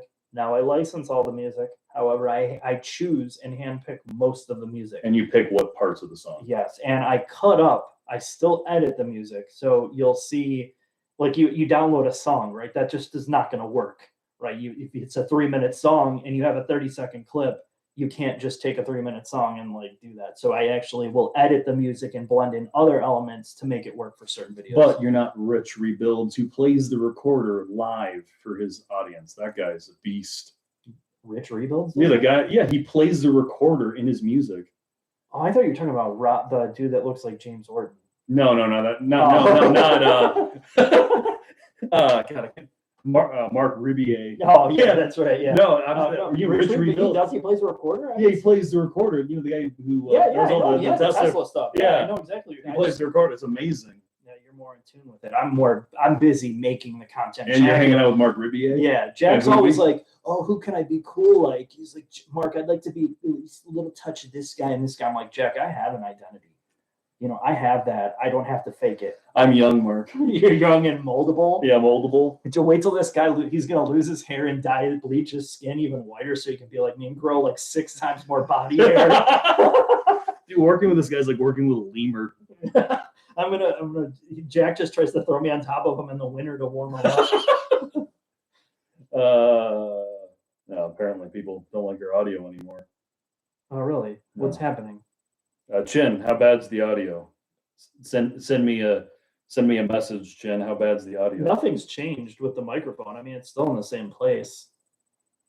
We didn't move or touch anything. It sounds like it's clipping, so we were talking too loud. Oh, I'm sorry. All right, we'll talk quieter. I apologize. We could move it backwards a bit. We probably should.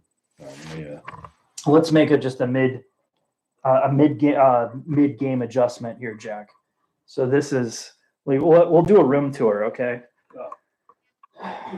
Okay, this is the room. I won't talk as loud. Okay, as you can see, somebody complained about my center speaker placement last time, and I put it on a stand to raise it up. Okay, now we're gonna go over here. There's Jack's Arby's. And now we're going to get back to business, okay? Because nobody wants to just watch a shaky camera around here. We're going to take it off the tripod. Excuse me for a second, guys. We're going to do some quiet talk. Can't wait for the complaints. The complaints are coming. You really screwed him with the top of the job, right? Yeah. I didn't want any vibration, Jack. Okay. So we're spinning. It's a helicopter. It's funny, isn't it? It's just like a All right, helicopter. Mark. I'll answer the next question from Maybe2J They for can't, $5. they can't hear it, bro. I'm screaming shit. Why did I put this on here like this? You know, so back when I was 16, I'll tell you a little story about my friend Bobby. Mark, if you could only choose one manufacturer to drive for the rest of your life, who would it be? Lexus? Oh, you're such a douche. Okay, we're gonna try to solve the clipping problem. We're gonna put the little thing in here. Oh, God. Now you understand it's going to be quieter, but potentially not as clippy. Wow, look at that wide angle. Now you can really see Incredible. this. Now you know. You can see the man spreading too. Yeah, you better watch out, dude. This guy's gonna get rock hard when any question comes in about American V8s Or Porsches. or Porsches. If you could pick one brand for the rest of your life, what would you buy? This is a paid question. I don't have a brand. For me, it's Porsche. It's easy. I'm not married to any brand. I'm really not. Of a regular car, if you had to buy one brand, the product portfolio probably is Toyota, though. Yeah, if I had to buy a appliance car, like if somebody said, Mark, what would you recommend somebody over all the years to buy? And I would say probably a Toyota product. Not all of them, but certain ones. Like, you know, CHR or CR. yeah, the CHR was the CVT. No, like that ES350 is the perfect car, like that car, or like a Camry with a V6 or something like that. You know, 10 out of 10 times, nobody's going to complain about it other than the shitty like infotainment.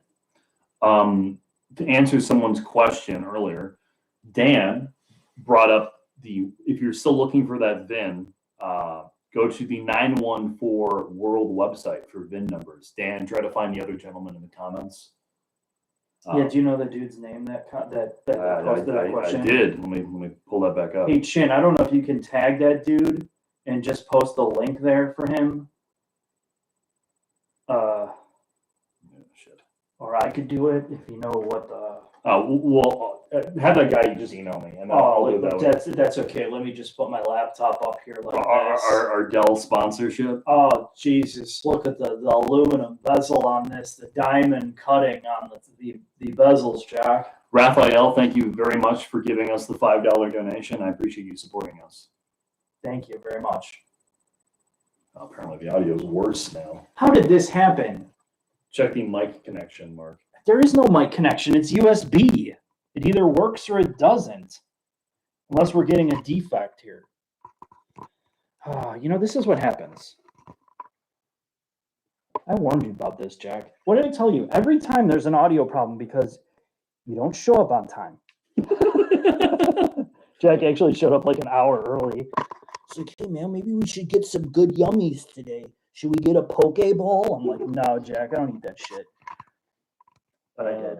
Yeah. We're going to go back to our original position. And I'm sorry, we'll just try to talk more normal. Oh my god. Jake, as you're staring at me sideways, I wanted to say thank you very much for your $50 donation. Mark, thank Jake. Jake, this one's for you, buddy. I'm going to fix the webcam here. And things are going to go good. So what's Jake's question? No, Jake was just donating $50 because Jake. Was Jake a loser? He doesn't have anything better to do but to give you money?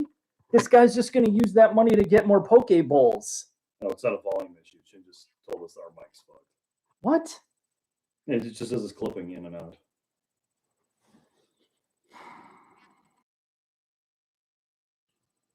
How about now? Is it still clipping? We're going to use the inboard microphone. No, this is better now. It's better now? Yeah. Okay. The audio is fine. This is why we don't do live streams very often. It's a disaster. Jesus. I don't, I'm like, okay, Jack, we're going to make it simple this time. The tried and true, and is it better? Please just tell me that it's working. It's a little better. It's Okay. clippy. A lot better. A lot better? Okay. Well, let's just go with it. All right, I'll do my best to speak quietly. Okay. Falcon for $10. If you are allowed to make 3 changes to the global auto industry, what would you change? Revert or standardize?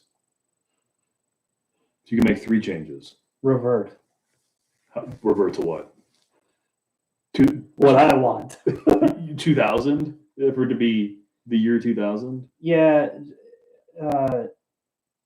I think there needs to be, like somebody mentioned here, dealerships need to be changed, standardized, and Yes. changed. That needs to be revised. I think part of my biggest complaint, I think a lot of people's complaints, is you have nonsensical regulations from people that don't understand the regulations that they're creating on the industries that they're creating laws for.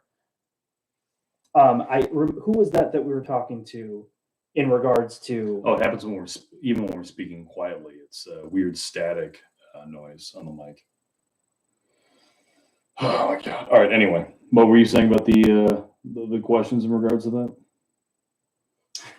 that? What were we? Who were we talking to that was telling us about the regulations they put in place that they had no understanding of the? Oh, it was one of our reps from one of our famous German brands who doesn't want us to bring up who said this. Oh yeah. So anyway, the lawmakers don't really understand the inner workings of companies and how supply chain and manufacturing and all the deep details work, but yet things are trying to be regulated without that knowledge. And what happens is it affects so many people.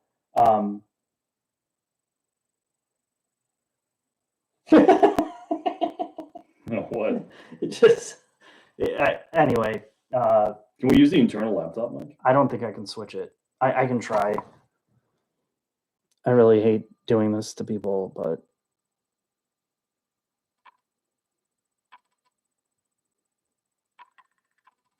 Can you just yank the mic out that we have and use the? I think it'll screw it up. I'll be honest.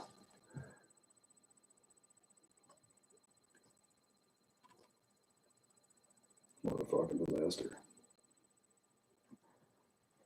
It like you would think with all the software they would have a way to just bear with me, guys. I'm gonna take a look at something real quick on the software side of this thing. You would think that they would give you a way to like pause like live and do other things like inside their own software, but You just pick the sound option like you can later.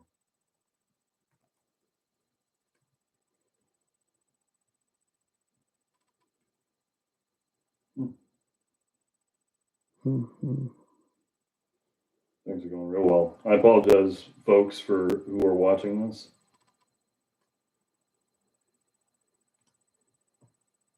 In OBS, you can just switch the input down here. but it's through the browser. That's the problem.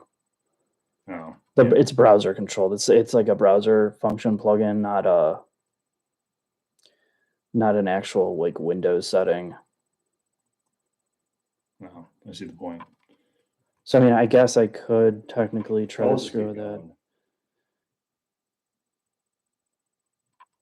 All right, just go with it, Jack. I'm gonna play around with this while you. All right, let's get back to the question, Mark. While you're playing around with it, if you know what I mean. So yeah, Chris just says fuck it, and we'll just keep going. We're listening to Chin Face on this one. Oh god. All right, back to the 9 gajillion questions. So what would you change in the industry? What 3 things would you change, or revert, or standardize? Dealers need to be standardized. Dealers regulate, so it's got to be multi-layer. It's got to be government has to Have a work- better understanding, which is never going to happen. The manufacturers just have to respond to what the laws are. They don't really have a choice. So a lot of what we're seeing in place is because of that. So until you fix that, you don't really get the manufacturer. You don't get any real solutions. So I mean, you could go back and kind of revert, but you can't physically do that because of safety technology and all the other things that have been put in place in terms of emissions and all those regulations that have gotten pushed to the edge. So really, you're on a crash course to forcing new technology that may not be better for people, but like that's why we're having all the EV stuff. All right, let's go to the next question from that. Redline Gaming for $5. I drive a 15 Accord V6 and was planning to upgrade. I want something that's fairly unique and has good passing power and is reasonably reliable for around $40,000. CPO, what would you buy? He's going from an Accord V6. He wants to spend 40 grand. CPO, what would he buy that is fairly unique and has good passing power? You could get a Stinger for that, couldn't you? Yeah, Stinger. I mean, yeah, Stinger would be a good like alternative. And To an Accord. yeah, I think so. That's a good step up from it. I mean, S5. yeah, that's rolling the dice, but I guess you could if you had a warranty. Yeah, that's you gotta a cool car. Yeah, that's 2 good options to look at. Because I'm thinking like as an Accord Yeah, as an Accord like alternative. or a TLX. Yeah, that's good. Yeah, passing because power. if you like Honda and Acura, the TLX makes the most sense. You just can't get a Type S. Right. S Snare for $5. Will synthetic fuels ever be able to keep ice alive for regular consumers? If that happens, and it's something they could mass produce and like get out at fueling stations, because then you got to deal with fueling infrastructure. Where are you going to put it? I feel like that's almost still easier to deal with than EV infrastructure for our electric power grid, though. Probably, yeah. I mean, you just have to phase out one of the pumps, which would probably be E85, but not every place even has E85. Fair point. Fiscoism for $5. When is Jack getting into the YouTube boxing game? I want to witness him snap Chris Fix in two. Is Chris Fix in YouTube boxing? I don't know. Is there YouTube boxing? I don't see him doing that, but no, isn't that the whole YouTube? Oh, like the Logan Paul or Jake Paul shit? You've just reminded me of something truly terrible that guy went into boxing. Didn't he beat someone? Yeah, he beat what's his name, the basketball player. Oh, he was Nate not a Robinson. real fight. No, he didn't. Yeah, I don't know. He's fought somebody else too. I don't even know the two of them. Honestly, I have no idea what they are. M2 or Supra? M2. I was so shocked you said that. I mean, I guess if you're Well, you and Emmanuel. yeah, that's the thing. At least right now. Judea Williams, Whose Triumph is in the garage, and what are y'all's thoughts on motorcycles versus cars? I appreciate that bikes are mostly staying pure. All right. What are your thoughts on motorcycles? I think they're great if you have the skill level and the patience, the climate, and the ability to ride them, because they provide you probably the most raw thing on the planet. They're just highly dangerous. Yeah, I personally, I tell the story all the time. I'm the guy that falls off his bike at 5 miles an hour. Regular bicycle falls off his bicycle at 5 miles an hour going around a turn. I just have no coordination with two wheels. So me on a motorcycle I wouldn't be here. So the motorcycle is mine. My dad rode bikes when he was younger, so I started riding bikes when I was 16. I love bikes, but I don't really ride very much anymore. That's because you got nailed. Oh, I got creamed on an internship when I was in college in Seattle. But also, thank you very much for your $5 donation. Bikes are amazing. Like all the modern bikes are incredible. They're still highly raw because you could die at any second. Mm-hmm. But you could die at any second, and it's the cheapest form of speed. You could get the fastest Ducati probably for like 30 or 40 grand, where the equivalent performance in a car is like $200,000. Yeah, it's tricky. I mean, it's tricky though with that high horsepower bikes or high performance bikes, because it just the risk level. The risk level goes up so much, and then to be able to utilize that power, like on any street, it's a death wish. Pretty much. Yeah. People don't pay attention. Everyone's texting. No one is, even when they're not texting, they're not paying attention. It's too many cars on the road, and everybody's like half brain dead. Oh, can we announce the NPC car of the year? So, all right, what is your NPC car of the year? So this was on my original list to talk about at the start. Maybe we can bring some vibrance back into this, because I've greatly, somebody said, watching me have an aneurysm over the audio problem. So typically, it's a Dell mic.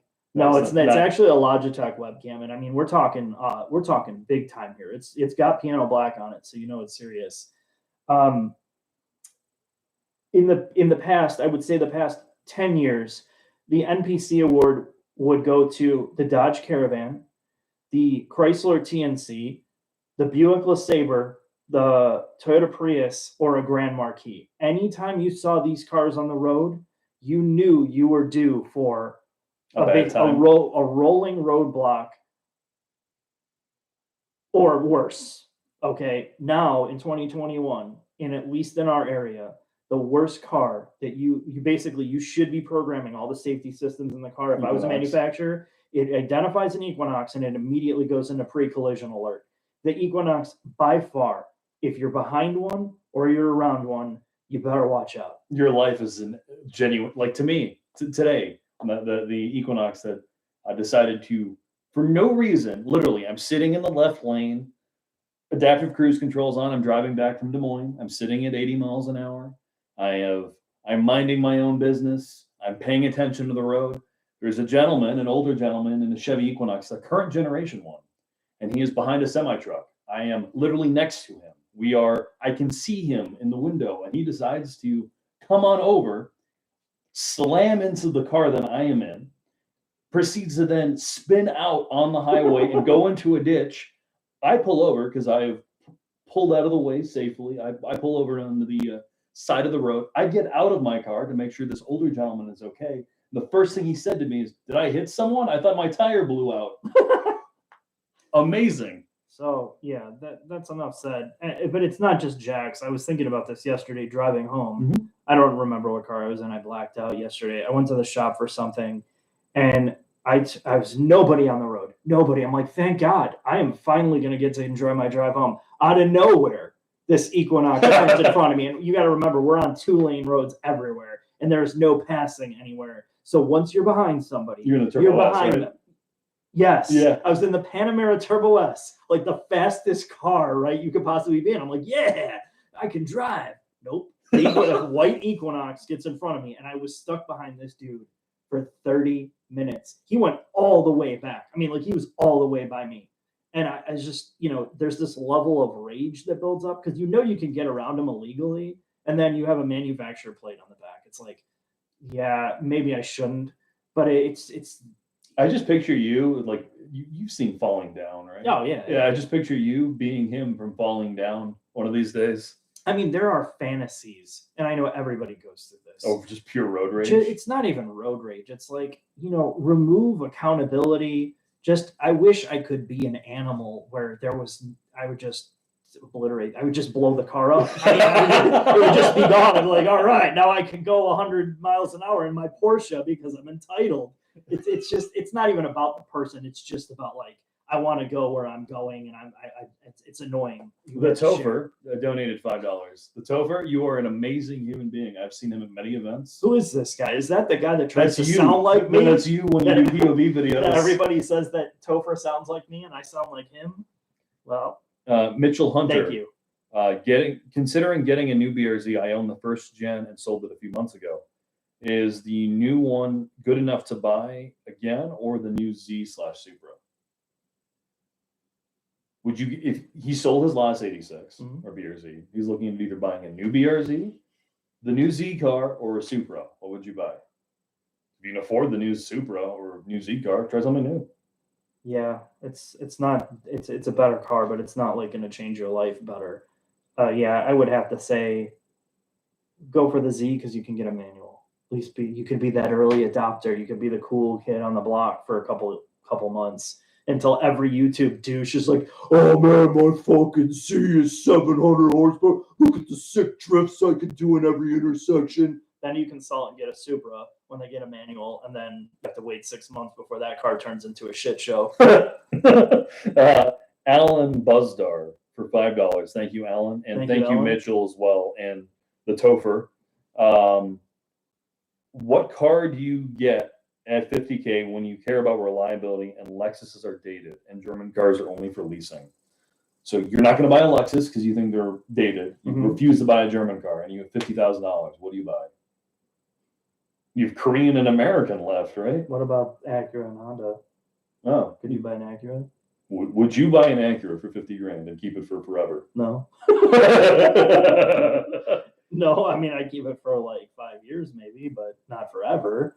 There's very few forever cars. All right, but what car could you confidently tell someone to buy for $50,000? Oh, shit. Someone asked, "Our Volvo's good?" This loser, his Volvo spews out so much black smoke out of the back of his XC90 now. He looks like he was working in a coal mine. Yeah, it looks like I get shoe polish on my face every time I get behind that car because I hang out the back to film. Yeah, it's got to go in again. I've had people comment on that Volvo video I did, and they're like, "Man, you're so right. I got so many problems, but man, I love this thing." It's like a drug. I don't like it that much. I like it, but I could give it up and not even think twice about it. Someone's like a coal miner laughing face. The IS500 video. So I was drifting the IS500 in that video. No. Around south, around 1 and 2. We kept doing the same corner so we could get it on camera. And Mark, who was hanging out of the back of the Volvo to get this like lead follow drift, was covered in black. He's like, "Man, the tires covered me in black." It was the soot coming out of the exhaust in the Volvo because all the oil would slosh to one side. It would just pass all the oil through the exhaust. So much blow by. And Jack's like, we were ready to shoot the in-car segment. I was in the passenger seat, and Jack's like, "Dude, you got to wash your face." And there's shit all over my face. So I go to the bathroom, and it's like oil soot. It's not even like dirt. Like you take a paper towel, and it is like saturated. So when I took a shower later, like I literally got in the shower, took the shower head, which usually I use that for my butt to titillate the shower. Then I spray myself off. The whole shower was black. The ground was black for like 2 minutes straight. It was so disgusting. All right, but back to the question: for 50 grand, would you an Acura or a Genesis? Genesis. The warranty. That's why. Yeah, I don't know, man. That's so hard because everybody's so different. If you're gonna try something new, I would say the Genesis. The G70. The G70 is really cool. Even the G80, you're not getting a G80 for 50 grand, but maybe a used one. But yeah, I would go there first before I went to an Acura because you'll find like the TLX, as great of a car as it is, they need some work on that trans before I would recommend it. John donated $100. John is also the gentleman who gave us his Ferrari, his 458 that he parked outside. Yeah, he's like, "Dude, this car is, I wanted, what was he wanted what, LaFerrari instead? No, he bought the guy has a Radical. He raced in Yeah. Formula cars. No, yeah, he's actually He's an amazing guy. He's a really cool guy. I'm joking around about the Ferrari stuff. He's like the perfect person that, John, I hope you're not offended that we're talking about you. Nobody knows who he is, but Other than the fact that his name is John. no, hey, John, yeah. How many people are named John? Like 6 Right. billion.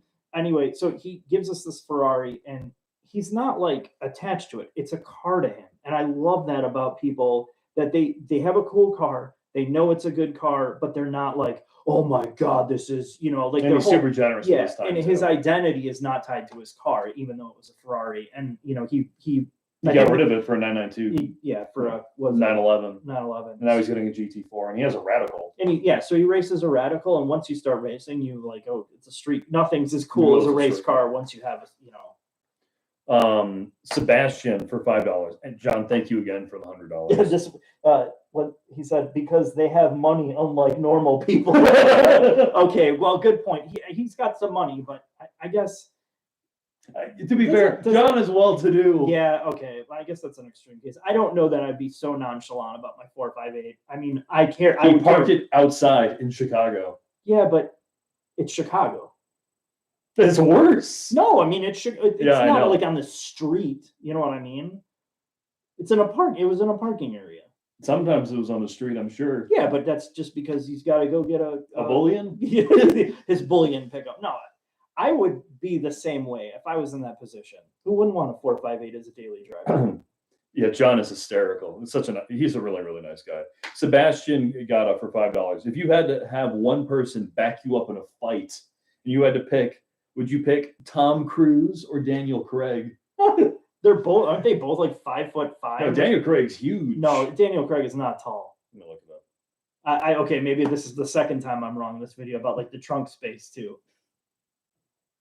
Oh, he's 5'10". I mean, he isn't that tall. Okay, Yeah, all right. No, he's taller than Tom Cruise. Isn't Tom Cruise like? Yeah, but Tom Cruise is 6 foot of crazy and a 5 foot man. I'm picking Tom Who's Cruise. younger? Daniel Craig. Tom Cruise is like 70. Look. Daniel Craig is 53 years old. Age does factor in here, and I'm going to be ageist. Am I going to Tom get Cruise is canceled? 59. Oh man, that's a tough call right there. It's the blue pill battle at that age group. Yeah, no shit. I would probably take Katie Holmes to back me up. I'll hold Siri. Holmes You'll have her hostage. alimony. Yeah, I'll hold her alimony back, and she'll fight for me. Salman just said thank you, and Salman, thank you for the $10. I really, Thank really you. appreciate it. I apologize if I butchered your name. Alphabach Brackley, 1967. This man's a scholar, and he has a Patreon for $5. With performance cars able to do 0 to jail in 4 seconds, are industry people becoming disillusioned, or are tracks and track days just thriving? I don't think track days are thriving at all. I feel like less people drive cars on tracks than they used to. I don't know if that's accurate or not, but cars are so much money now. Yeah, it's a huge problem. People have all this money tied up, and if you're spending $70,000+ on a car, you're probably not having a lot of time to go out and enjoy it either. You either work too much. Look, I talked to Eddie. I don't remember his last Eddie name. X? Eddie X. The guy who was Parker's boyfriend in Yeah, that didn't go. Vehicle Virgins. But now Eddie's on his own for reasons. And I was talking to him, nice guy. I met him at a Mama rally, and he has an RWS R8, and he has a GT350R. The reason he doesn't track the R8 versus the GT350R is it's a buttload of money. So if you're going to stuff it, it's a big problem. Well, and the other part is, this is the thing, right? Like you see in our videos, we're running around a track. Typically, we're not like talking about like lap times and all this shit, because it doesn't mean anything. Yeah. To me, it doesn't mean anything at this point in my life. It's a street car. Street cars are not race cars. It's fun to drive them around fast and fun to figure out, okay, this one's kind of quicker. But it's just, they're not going to like run for hours straight. So it's just more like, what car gives you the best feeling, and what car gives you the most emotionally, versus the car that's the fastest thing in a straight line. Because that's almost like a party trick. Oh, I can go 0 to 60 at like a crazy speed. And that's just one piece of it for me that's becoming less and less important, because every car's fast in a straight line. Like, yeah, I mean, A, even- a basic 3 Series is Yes. fast in a straight line. yeah, it's way faster than most people need. It's not till you get to the level where you get in and out of a lot of cars where you're like, okay, now I can be picky. But to most people, like getting in a Tesla is like a religious experience for them because they've never experienced straight line speed like that. But I feel like, so I can't remember one of the Autobahn members has a Plaid. Mhm. I'm not going to ask him for it, but you fastest car in the world. It's like after a while, it's just a party trick. Yeah, I mean, that's what I was talking to Thomas about from Throttle House about the Plaid, and he's like, "Dude, did you drive that thing out?" I'm like, "No, I haven't," and I was like, "I'm not in any huge hurry to do it." But he was like, "Tell me what you think of it, but that car should be illegal." And there's a point to it. At what point do you have a car that is so responsibly fast in the hands of people that don't really know how to? It's like a weapon in somebody's hands. So I think we're gonna. I mentioned this earlier on the live stream, like. At what point does it get so dangerous You for need the a general special public that you license. should have specialty training to understand this car? It can't stop either. It's like one thing to go 0 to 60 or 0 to 100. Like the but- Panamera Turbo S. It stops and it goes. well, yeah, you got 10 piston calibers on that thing. You know, the brakes are more than most people's car. But I mean, you know, a lot of these cars are they're so fast they're like you're gonna kill somebody in them. John, for $5 Canadian. John, thank you very much. So that's $500 American. I don't know. What?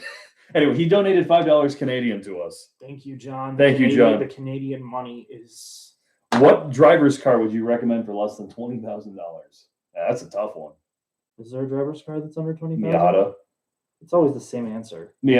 old 86. There's only like a handful of driver's cars. I You mean, could get like a 350Z, 370Z. You Yeah. would probably find a C5 Corvette, right. old Miata, old 86. Yep, pretty much. Anything else? Old Honda piles. Like 8th gen Civic or something? Yeah, I guess. I mean, some of these cars need work. So Now, they're, too. they're good. Like they're good, but they're gonna need work. You know. All right, let's go to the next question. In a non-donator question, this is the super chat. Hi guys, is Honda dying as a brand in the USA? Because Honda Australia is a disaster. Basically, it's hanging by a thread and no one's buying the Accord. Do you think Honda's dying here? Focus ST and Fiesta ST in the comments for the driver's car thing. If you need front wheel Oh, drive. good call. Yes, Yeah, ST, I agree. I always forget about those cars, but yeah, the Fiesta especially is quite amazing if you can deal with the size. and the fact that if you put a really sticky set of tires on it and you go autocrossing and it's really tight, you're gonna roll Yeah, that's fine. That's more fun. it. Sorry, the Is Honda dying as a brand? no, I don't think so. I think it's resurgence, at least here. I think all they need is a couple like real decent SUV reboots. Like the CRV is so fucking old now; it just feels and looks like a turd. But they know, like, given what they're doing with Acura, whatever they're going to do going forward, it's like the ups and downs of car companies. Why a Miata over an 86 if you can only buy one car? That was a question we got from a regular chat. Because if you're younger, well, no, I hate to say young. It doesn't matter. If you don't have a lot of things that you need to move around and you're in a place in your life where it's just you and somebody else or just you mostly, you're going to have way more fun in a Miata. It's just the whimsical factor of that I car. agree. It's funner to shift. It's funner to go flat out. Like when you pitch it sideways, you're not doing stupid shit. It just feels like more funny. It's like, again, it's the cute, not cute. I hate to say that word.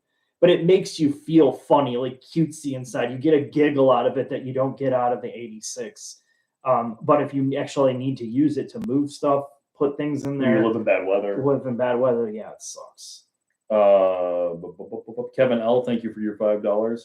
I appreciate the donation. Nermit, again for $5. I'm surprised about this, Nermit. He said, I bought my Hyundai Sonata N-Line because of me, because of Jack. Oh, wow. I was not real nice about that car in that video. Yeah, you were. I would think I was the one that was negative about No, I it. was the one who said it was like a one-wheel peel missile. I don't remember that. I blacked out. Well, Nermit, if you found the video helpful for you in your buying decision and you like the car, that's all that matters. That car was fast. Oh man, it moved. Yeah. It just Well- needs a set of 355 front tires on it. Then it can't turn. Yeah, that doesn't matter. Ryan Conover, have you guys been accosted by the police when shooting any of your drives or videos? Actually, cops by us are great. Yeah, the cops by us are great, but we're also lucky. Yeah. I would just say that. Somebody asked about if we saw the best motoring 86 videos about Which one? I've seen a couple of them that he's done. Yeah, I saw the one where he talked about his own personal car. I saw the link come up. He said the motoring tuning is garbage. He's like, don't No. tune it, you'll break it. Okay. I didn't watch it personally. Ivan Wong for $5. Thank you, Ivan, and thank you, Ryan, again. How could small manufacturers like Mazda adapt to survive in the midst of electric vehicle revolution versus startups like Lucid and Rivian? Toyota money. That's it. They have financial backers in Japan, like Sumitomo, not Sumitomo Chemical, but anyway, they have financial backers, but they're going to need more. And I think the best thing they could do is partner with a company. They're Japanese, partners like that. I think they'll be okay. But time will tell. Another Alfredo. Oh man, I love that sauce. Alfredo for $10. Thank you, Alfredo. But his name it's not the sauce. His name's Alfredo. It's a Japanese name. Yeah, Japanese name. Yeah, he's a little Japanese man. It's a Japanese guy. My name is Alfredo. I am from Tokyo. For $10. Thank you, Alfredo, very much for the $10. Miata or new 86 to drive near 100% on the street weekend car. Oh, Miata, if it's your weekend car. Mm-hmm. Yeah, weekend car for sure. Eric Blummer for $5. Eric, thank you very much for the $5. I appreciate you because you appreciate us. I appreciate us because you appreciate us. It helps my self-esteem. Jeffrey for $5. Meg said I emailed you guys about reviewing my SLS AMG. Haven't heard back. Any interest? I would love to. Apparently, I missed that email.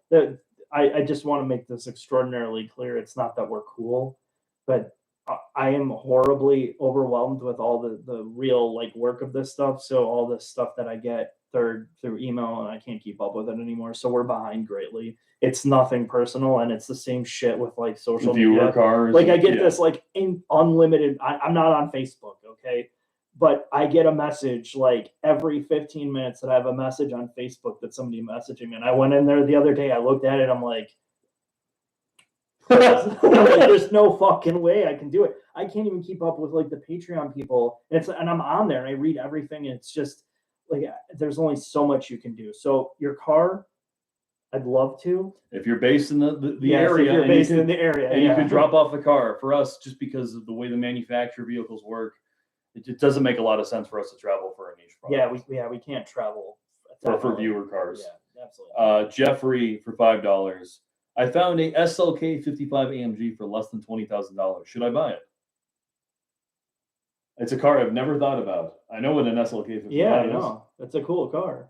It's a unique car. If you can fix it and you're okay with it costing 20 grand, sure. I'm sure it's amazing. If you can afford it and you want to go through that experience, I think we talked about this last live stream. Some cars don't listen to us because we get to a place where we go through all these, so we've experienced it and we kind of forget about certain ones, but that doesn't mean that you can't go through your same experience and get these cars, go through it so you have your own portfolio built up, whether it's a piece of shit or not. Cars are about experiences more so than owning the car. Yeah, especially the specialty cars. That car is not one you would just buy I'm just going to go buy it like you would a Camry. It's one of those that's I've had it. This is what it was like. And you can tell stories about it later and you move on to something else. Oh, we have a lot of questions. I'm going to keep going through these.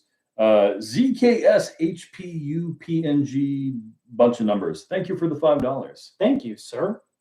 Nick for $50. Literally no questions. Just promise to use this money for more bullion. Nick, thank you very much. This guy doesn't need any more bullion. Somebody asked about the Mark Zuckerberg Metaverse video. I haven't watched it. I haven't either. I don't really want to comment on that right now because I really don't want to get into Facebook discussion. Needless to say, best of luck to them. Joseph Lee for $20. Joseph and Nick, thank you for the $50. Joseph Lee, when will Jack just kiss Mark and get it over with? The tension's overwhelming. Mark couldn't handle me. I think that's a fair statement, Mark. I couldn't handle him. I'm too young and limber. This guy would, the positions that he turned he's like, hey man, you want to play Twister? Do you even know what Twister is? Yes, I'm not that young, right, Mark. well, I don't know. You don't even know these days. These kids. Dominic Mitri for $5. Dominic, thank you for the $5 donation. Joseph Lee, thank you for the $20. Thank you. Troy, real question from Troy for $2. I'm torn between these two, M340i or S5. I don't care, you pick. S5. I agree. I think the S5. I think it's a more understated car that's more timeless. Yeah. Doesn't mean it's better, but And wagon. This fucking guy. people in wagons, dude. John, thank you for the $5. Oh God. There was a question about Throttle House collaboration. I actually had an interview with Thomas before it turned into Throttle House, and I felt so bad because I was in Canada and we did a driving interview, us talking, and I fucking screwed up the camera. It was like so blown out. You couldn't even see his face. I don't know how I didn't catch it. So the whole interview is like he's pure white and he's like talking and he's all serious about like, you know. It's like in 2001 Space Odyssey. Oh, God. And then I dropped the hard drive with all the backed up footage that I shot in Canada with the straight pipes. Like literally, I was at dinner with them. They're like, oh man, I'm like, oh man, check out this footage I got. I turned around the laptop and the USB cord was attached to the drive. The drive spun off a high top bar table, crashed on the ground. I lost everything that I shot that I didn't back up. And some of Thomas's stuff was on there. So I never got to release that video. But it's been, you know, like what, 4 years now since I was out there. It was a long time ago. But yeah, I'm sure I want to meet up with Yuri and Jacob again. We're supposed to be doing some meet. I don't know if it's going to happen. We're trying to do a meet with Autobahn with lots of different outlets. We'll see if it actually happens. Now, the liability part is probably what's scaring Autobahn. Yeah, there's a lot of moving pieces, and there's a lot of people and manufacturer support. So you have manufacturers, cars from manufacturers, extreme experience, karting, track day, autocross. Yeah, poor Autobahn's the ones who's going to have to deal with this. Well, we told them that, like, you know, you guys, I don't want to deal with the logistics. You have the facility. Supplies the facility, all the support, the event planning, and we'll make unlimited amount of people show up. We're not going to make money off of it because it's for the viewer part of it. They're going to have to take some gate fee to make up for all the people they're going to hire. But I think when they figured they'd started running the numbers on how many people were going to show up, they're like, maybe we should check this out. So there might be a big meet out by us with a lot of people, like the outlets that do YouTube stuff, not mainstream media. ZKS, HPU, PNG, GS6, 1KNJ donated $51. Was he trying to outdo somebody that did 50? I have no idea, but $51. 51. Any inside? Thank you for the donation. Thank first you, up. sir. Any inside line and or hot take when the automotive supply constraints will ease up? Every week I read something different, and since I'm not an industry insider, I'm just going to tell I've heard you. 1 to 2 years from people who work in the industry. I ran from E-Online and People that we're looking at 2022. But first, we have to take a look at More questions? Selena Gomez's new haircut. Oh, perfect. Joshua Vincent for $5. Do you guys know any collectors that would be interested in my 2019 Lexus GSF 10th anniversary edition with 8,000 miles? That sounds like a car that should go and bring a trailer. Yeah, absolutely. But That would although be- that's kind of an obscure one. Would bring a trailer even? No, No. I mean, no, not that they wouldn't take it. I'm just saying, would it people watch that? Or That'd be like that or a forum question. I feel like collectors don't go after Lexus products. They would have to be some like obscure, like I gotta have it type person. I don't know. I don't know enough about the Lexus. Just put it on bat and then put a reserve. Be done. Just in case for $20. Thank you very much, just in case, for your $20 donation. Thank you. I bought a 21 MX RF GT after watching your Miata docu-series. Love the series and the new MX-5.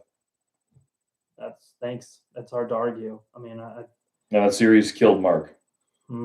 I thought I would never want to see a Miata again after that. It did actually ruin the car a lot for me because I mean, it's still a great car. Mark shot the interviews. I shot the B-roll.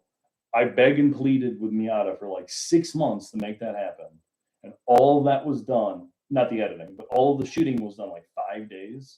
We shot 5 cars, the shop segments, the interviews, the drive segments, the lead follow, the everything in a week or less. Yeah, the editing took like 2 or 3 weeks. Sucked. Anyway, that's boo-hoo. We got to But drive anyway. classic Miatas. The first Miatas in North America. Yeah, we got to drive like 101 cars. You know, it's hard life. Shiggity Shats for $10. Thank you for the $10. Keep up the amazing content. C6Z or 997 Carrera S. He sold an S2000 because he wanted more power. C6Z. Yeah, probably. Get the heads fixed. That car's a beast. Damien Sazo for $15. Damien, thank you for the $15. Can we get an M2CS review? I'll bring mine out to review. I found it's light years better than the regular M2. There's a gentleman in Wisconsin who runs a charity who offered us his car. Due to scheduling, we'll probably have to do it in the spring if he still wants to give it to us. Or we can take your car, Damien, if you're in the Midwest. Yeah, the thing is, man, the weather. Yeah. Like, this is... We can't use the track anymore. It just sucks out here. You know, you got 6 months we're shut down for any cool cars. So now you're going to get to be wanting to end yourself or take painkillers to get through the next 6 months of SUVs, CUVs, and other piles that nobody gives a shit about. Well, I care about all of them. Sanjay Kumar for $5. What are your thoughts on the Haggerty Icons video about the CT5E Blackwing with Jason Camiso?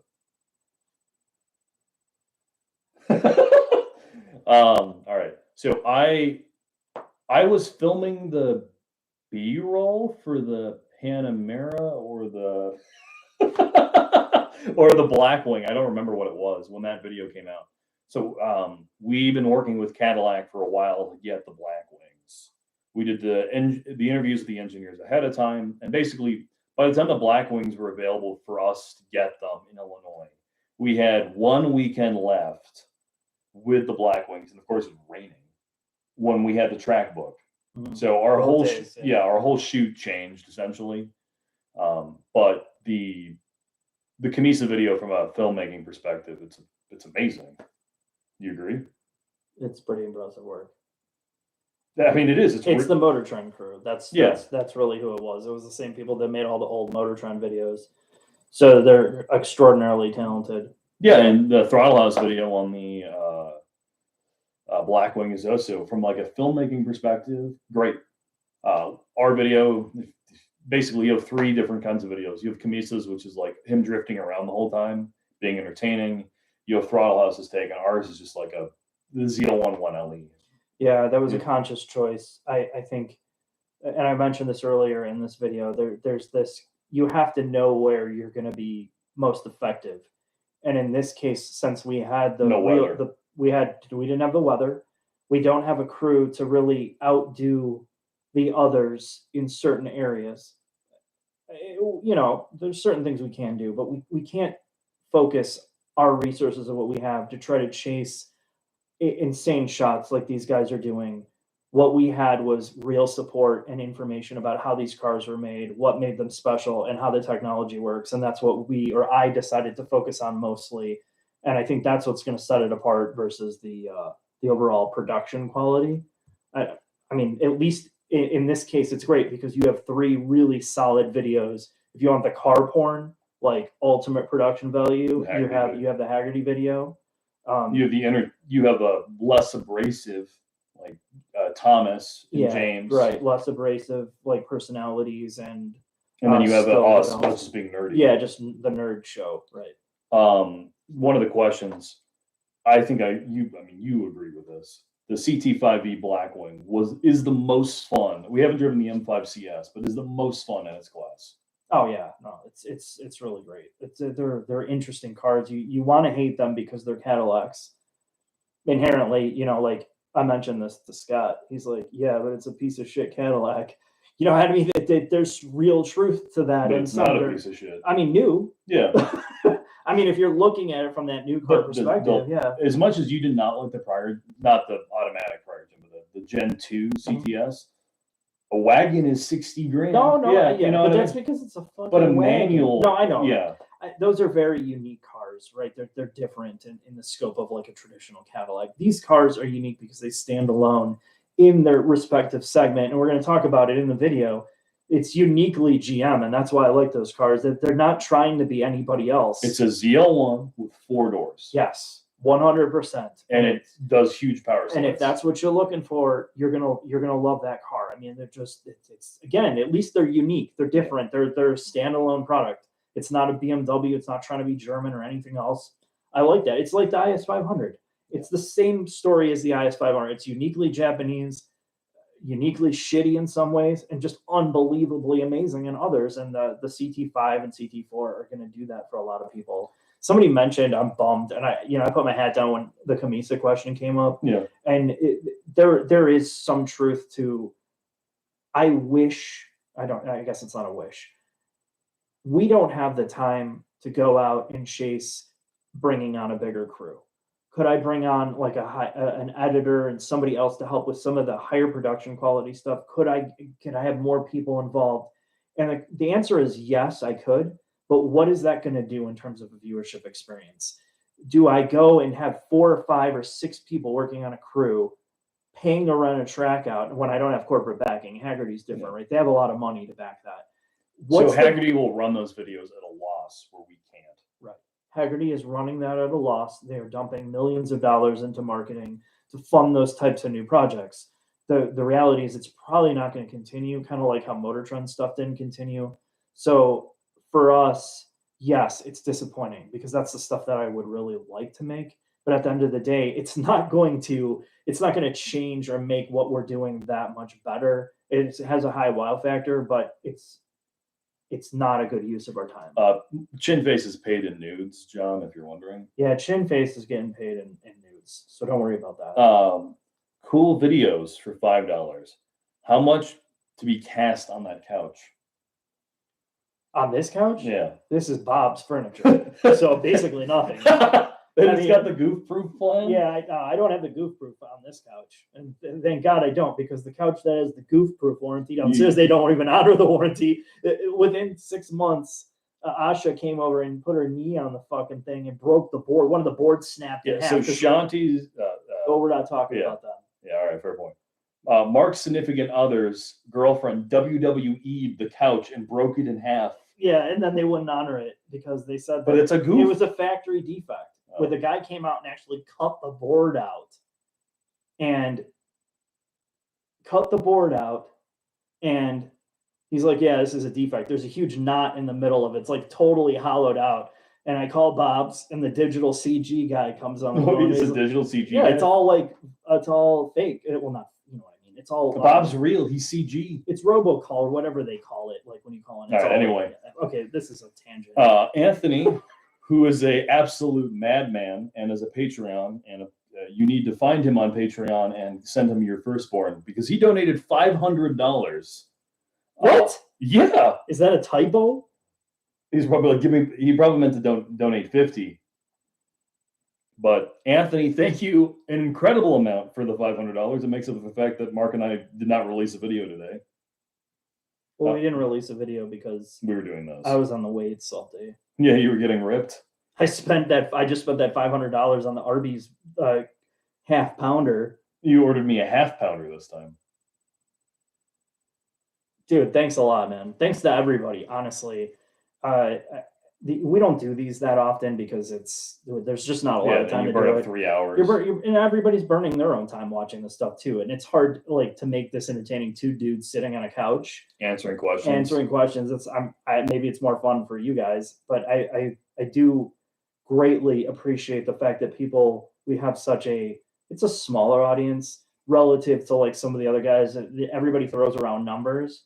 But when we go to OEMs, which you have to use the numbers to like, okay, this is what we're doing. This is what the return on investment is to give us a car. Those numbers are important, but I really appreciate the fact that our smaller numbers still, people keep coming back and they're supportive. And I'm not just saying this. You guys are amazing. And if you ever see us in public, never feel like it's a burden to come see us. We exist and get to do all of this because of you guys. No. I mean, it's overused, but like there's no videos if there's no audience. Yeah. And I think for me, I'm making this stuff because I want to make the stuff that I would watch, like on the other end. Mm-hmm. That's how I'm always thinking about. And sometimes I fail greatly on that. But if I wasn't making these videos, I would hope that somebody else would kind of fill that void. So I'm going to continue to do this until people start doing the stuff that I want to watch, where I don't have to make the videos anymore. Somebody else is doing it the way that I would, and that's what kind of keeps me going. But obviously, people that are on here really are passionate about this. And it's really humble. I met a couple college kids at the Applebee's. Yeah, the Applebee's, or what that I own. Yeah. No, at Radwood, and they came up and talked to me, and they're like, I watch they watch your videos. I'm like, it's super humbling that you guys have more important jobs than Mark and I, and you guys burn up your time to watch our garbage. I think that the weird thing to me is we meet people that have far more important jobs and like livelihoods. And I mean, not to say that what we're doing is wasteful, but Jack, Jack's trying to eventually get into some other where I can own 15 factories. Yeah, where you're getting into 15 factories instead of the 5. For me, I've been through the corporate path, so I don't give a shit. I don't look down on it at all. But when you see my name on top of General Motors, when you take over the General Motors building, I'll be like, my chest. Can I clean your office, your garbage can with all the tissues that are sitting there from all the hookers that you brought in? That's a GM thing. That is actually a real GM problem. They have a GM corporate restaurant that had problems in the 80s. No, it was recent. More recent than that, with ladies of the night. Anyway. Yeah, escorts coming into the building for executives. I mean, it makes sense. I guess that's just the unspoken truth of, when you're making power moves, Jack.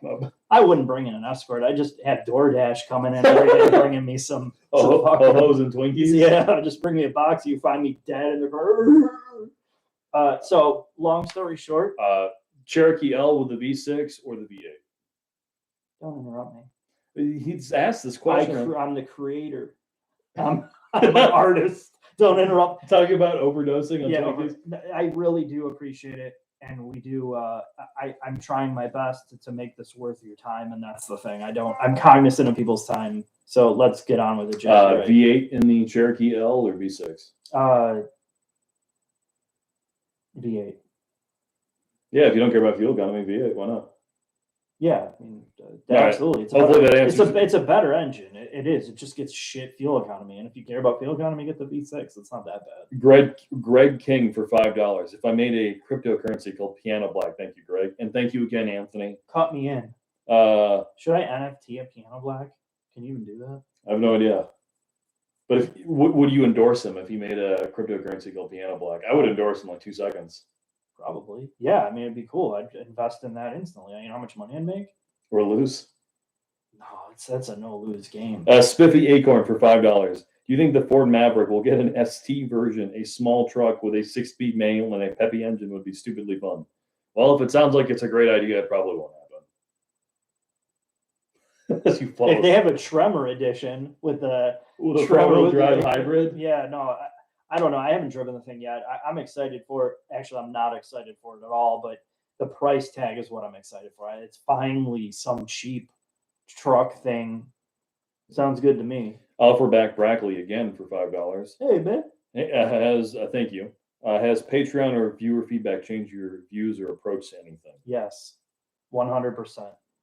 I read as much as I can possibly read, and I almost read every single comment that comes through on YouTube. And I'm telling you, that is no small feat. And we are reviewing a Maverick as well. We are, yeah. I don't know when it is. But yeah, there's thousands and thousands of comments that I go through. And, I see what's not working, and I see what's working, and I see the shit people hate, and I see the shit that people like. So it's super important to me, and it does change and affect. And I talk to Jack about this when we're presenting. Like, I tell Jack all the time, like, dude, we can't do this. We got to watch what we do with this. Even if it's a couple, you don't want to favor the 2 oddball ones. So we're going to close up our paid questions. So Jen, please start telling people to stop paying for questions. Otherwise, we'll be here till... we're going to be here till 10, right? Was that the plan? 10 Central? But we're going to try to answer all of the questions. Yeah, how many are left, do you know? A lot. Okay. So I'm going to start speeding through these. Yup for $5. Thank you, Yup. Manual GTS 911 or Carrera S? Answer that one. Once you price them out, like once you do a Carrera S, the GTS is a better car. It's faster and it feels more organic. But once you do the Carrera S with the performance options you want, which for you and I, Mark, would be like the sports exhaust, the sports suspension, and the rear steer. The GTS is almost the same price, thereabouts. So you're just better off getting the. That's the problem with 911s. It's the problem with Porsche. Their cars are too much money now. The Carrera S, you can ask John who bought one. It was like 150 grand. It's an outrageous amount of money. You can afford 150. You can probably afford 170. You might. Oh yeah, absolutely. Yeah, just get the GTS. Levi, sorry, McAdams for $1. Thank you, Levi. I really appreciate it. Viratech 1 for $5. Viratech, thank you for your money. Hey guys, thoughts on the upcoming Turbo 4 next gen Tacoma? The loss of the simple V6 will be terrible. Answer that one, Mark. Get on camera and answer that. Sorry.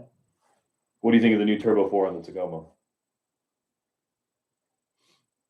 As you're crying about the loss of the V6? No, I was just it's M&M's, dude. I didn't crush them up enough. So let me read it again because I Turbo 4 Tacoma or the what do you think about it? Well, the V6 was fucking horrible. I mean, it was super reliable, but it was like horrible. Maybe to me, it was okay. It was horrible to me. It just felt sluggish. And I think half of it was the transmission. I would prefer the V6 for longevity, but I think the floor popper is going to be better. It's going to transform that truck.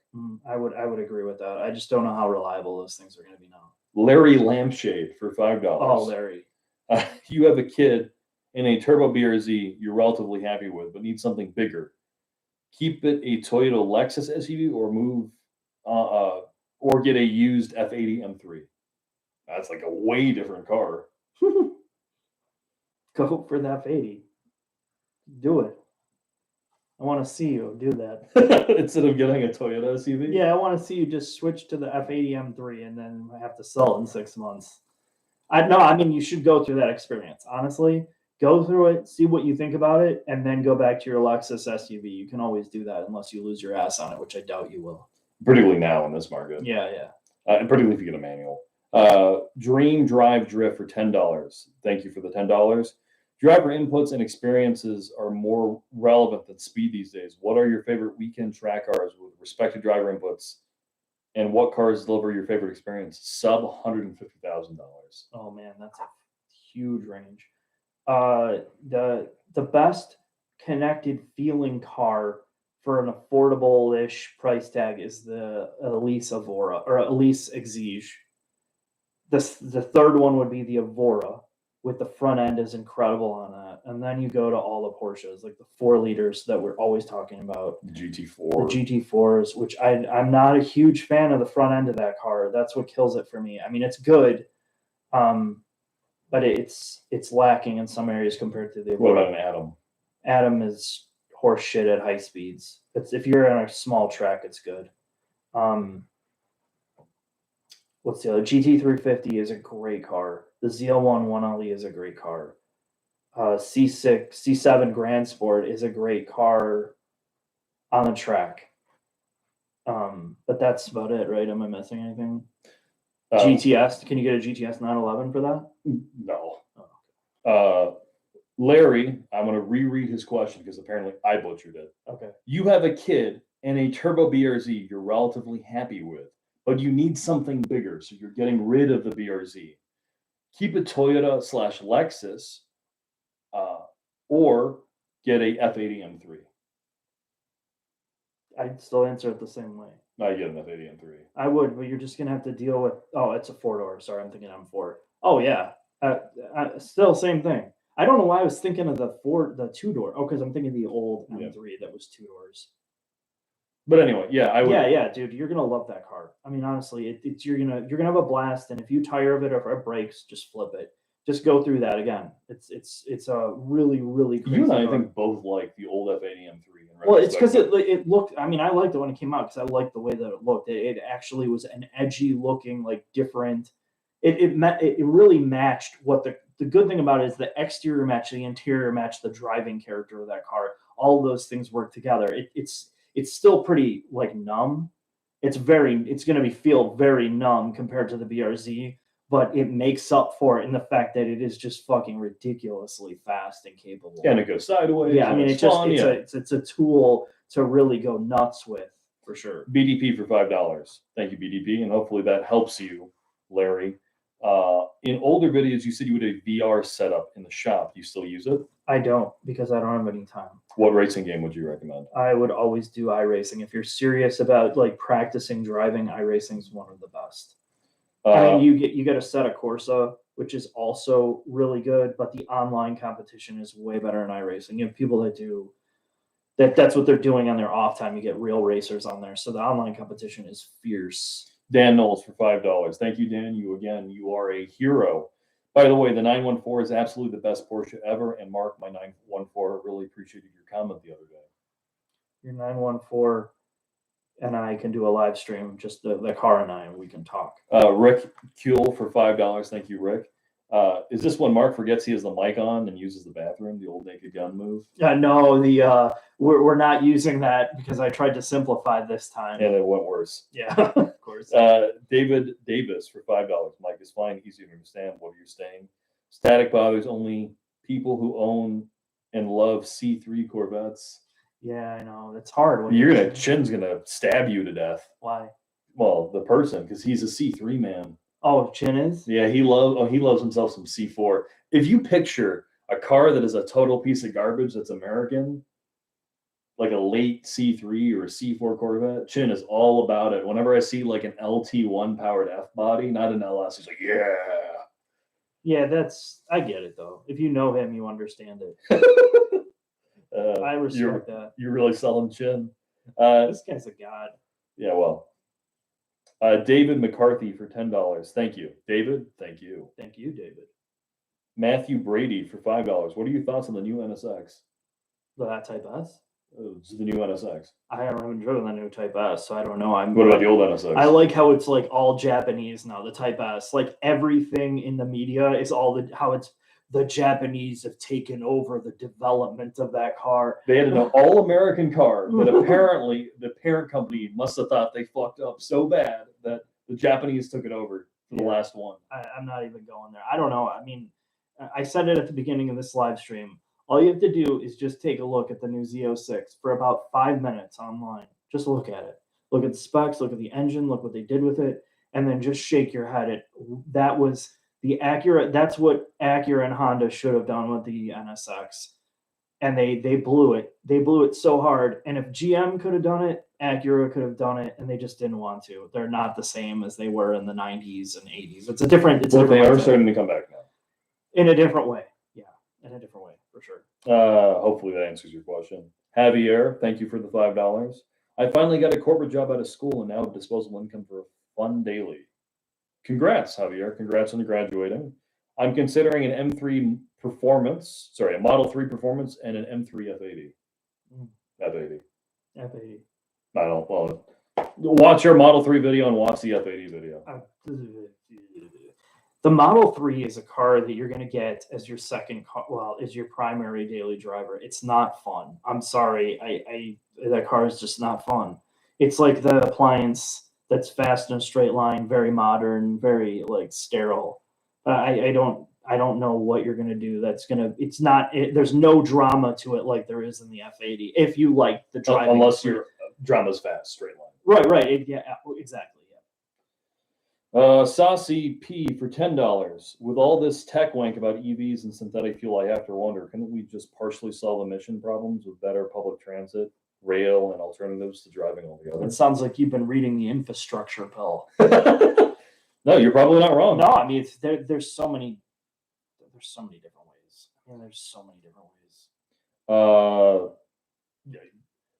I don't think public transport will be widely adopted ever in the United States. Outside of cities. Yeah, that's the problem. People forget, like you look at where we're at in certain parts. I mean, it's a fucking joke. You can't get anywhere out here, like anywhere without a car. Yeah, like there's no even possible way. Outside of using a taxi, or an Uber, there's no way I could get from here to where I live, which is 15 minutes away, or from here to our shop, which is 30 minutes away. Broke. Yeah. The cost of like having car sharing or any of that is just not possible for majority of the country, where most of it is, at least in the United States, it's just very wide open and rural. My mom's a good example. She totaled her car again. Big shock. She's too old to drive. She shouldn't be fucking driving. whatever. So she's finally not driving. So now she's got to rely on a bus. And where she's at, you can forget about it. It takes her literally, it's what took 15 minutes to get somewhere now takes her like an hour and a half, and they're all never on time because it focuses on older people. And as you know, it's just a slower pace. anyways, It's hard. Yeah. I mean, so that's not the total solution for most of the country. And that's why it's so complicated. And there's such a divide in like what's good for here is not good for another place. No good nicks for $10. Flying cars. Sorry, all the new flying like octocopter and octocopter like personal transport, that you can count on me getting in one of those. I would love that shit. I'd just fly over that Equinox, dude, flat out and just lift it off the ground. No good nicks for $10. How does the BMW 540i or 550i compare to the A6 Allroad? A6 Allroad was pimp. That thing was so comfortable. Mm-hmm. The 550 is fast though. 550 is fast. Yeah, we had M550i. Yeah, we had the M550i from a viewer. Yeah, it was rocket ship. She let us drive it. No, we drove it. That converted me to that. I would rather have a 550 over most cars. It's just you're losing some of the capacity. Yeah, it's not as practical. J Boog for $5. Hopefully that helps you. Yeah, sorry, but J Boog J Boog 45 for $5. Do you have plans to review the Gen 1 NSX? yes, How does it compare to the original? How does it compare to the S2000? slower around a track. It's way cooler. It's way cooler. Though I mean, I want to do a video on it, and I'm not a huge. I never liked the NSX.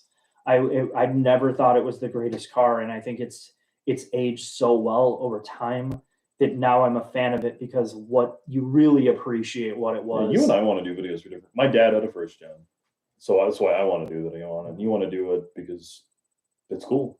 It's like really timeless now, and there's certain things about it, like the interior space. I think the coolest part about it, and I drove one recently, one of our viewers, he had a pristine one. He's like, just take it for a drive. I was like, dude, I don't want to do it. He loved this car. He loved the car so much. It's like the worst, when somebody is like, this is my life. I've always wanted it. Like, drive my car. It's like, nah, brah. No, but I did, and I drove it very, very carefully. But the big thing that stood out is that interior space, the visibility. Is like, when they talk about the McLaren F1 visibility, and like that generation of car now with like the T50s, trying to make it like where you're just, the glass is back here where you're sitting in the center and you see everything around you without like the everything impeding your vision. That's a lot of what the NSX had at that time period, and it makes a huge difference in what you feel driving versus the fact that it's not the fastest thing. Maybe a modern Accord would be faster in a straight line, but I mean it's a really cool car. Next, I'll go. Ben Wilson, thank you for the $10. Your constant ranting about modern trends had me look at older cars and ended up with a low mileage 03 Z4. There are sportier cars, but man, it's fun. Thanks, and I love the channel. Ben, congrats on your purchase. Thanks, Ben. Enjoy that thing. Zach C for $10. Tomorrow is Taco Tuesday. The inside of my Toyota is going to get messy. What are you getting? What's he getting? Tacos, probably. It's Taco Tuesday. Yeah, but it depends where you go. No. Does Taco Bell have Taco Tuesdays? I have no idea. I mean, that's the most authentic I've been there. I'm sure. Samuel Coretta for $2.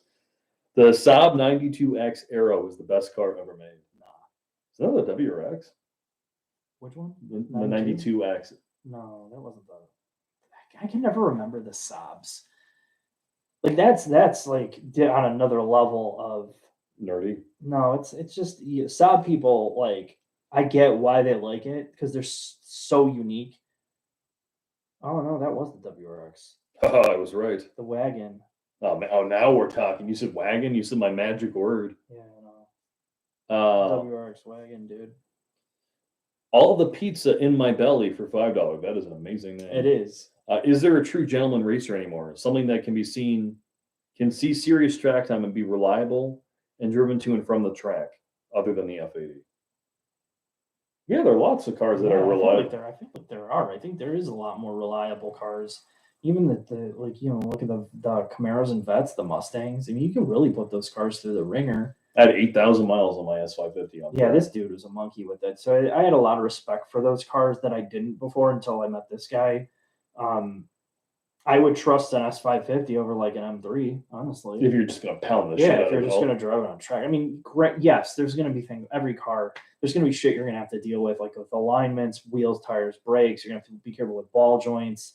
Wheel the gentleman bearings. racer, the prestige part. Then you're stuck with Porsches. Well, yeah, that's true. I forgot that part of it. Yeah, so you're stuck with okay. You can only drive a 911 then, or an Aston Martin. I would love to see someone try to like weekend a V12 Vantage at every weekend, be broken like 2 Yeah. days. Or how about a 944? Is that gentleman enough? We joke about this all the time.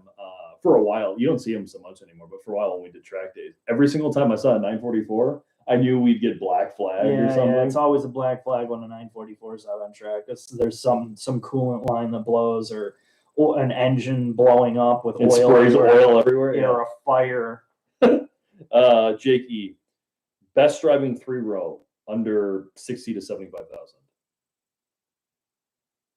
60 to 70? Yeah. Holy shit. You have to go to like an Escalade or something then, right? I mean, is there an Audi? Oh yeah, the Q7. Is Q7 not 3-row? Yeah. That's Q7. MDX.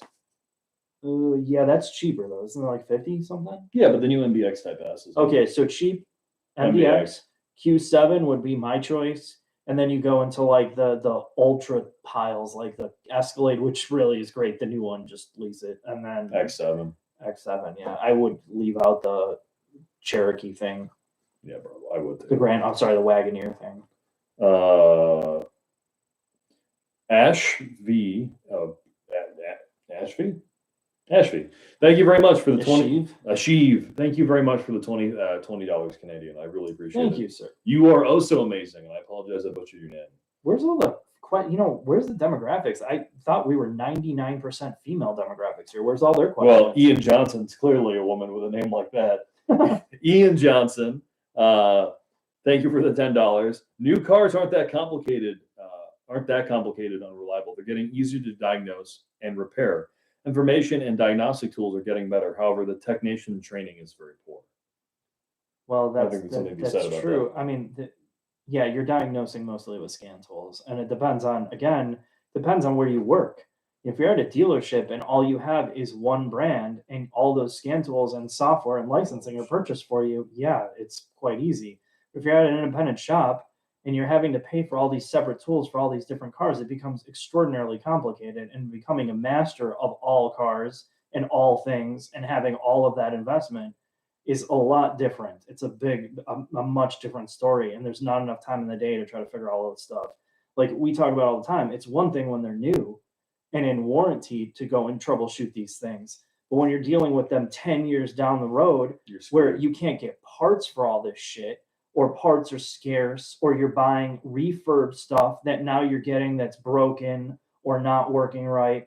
And it's way worse than it was 10 years ago, even, because you're getting out of the era of mechanical stuff. You're getting into all the electronic diagnosis of it. So there's two sides. It's two sides of that story.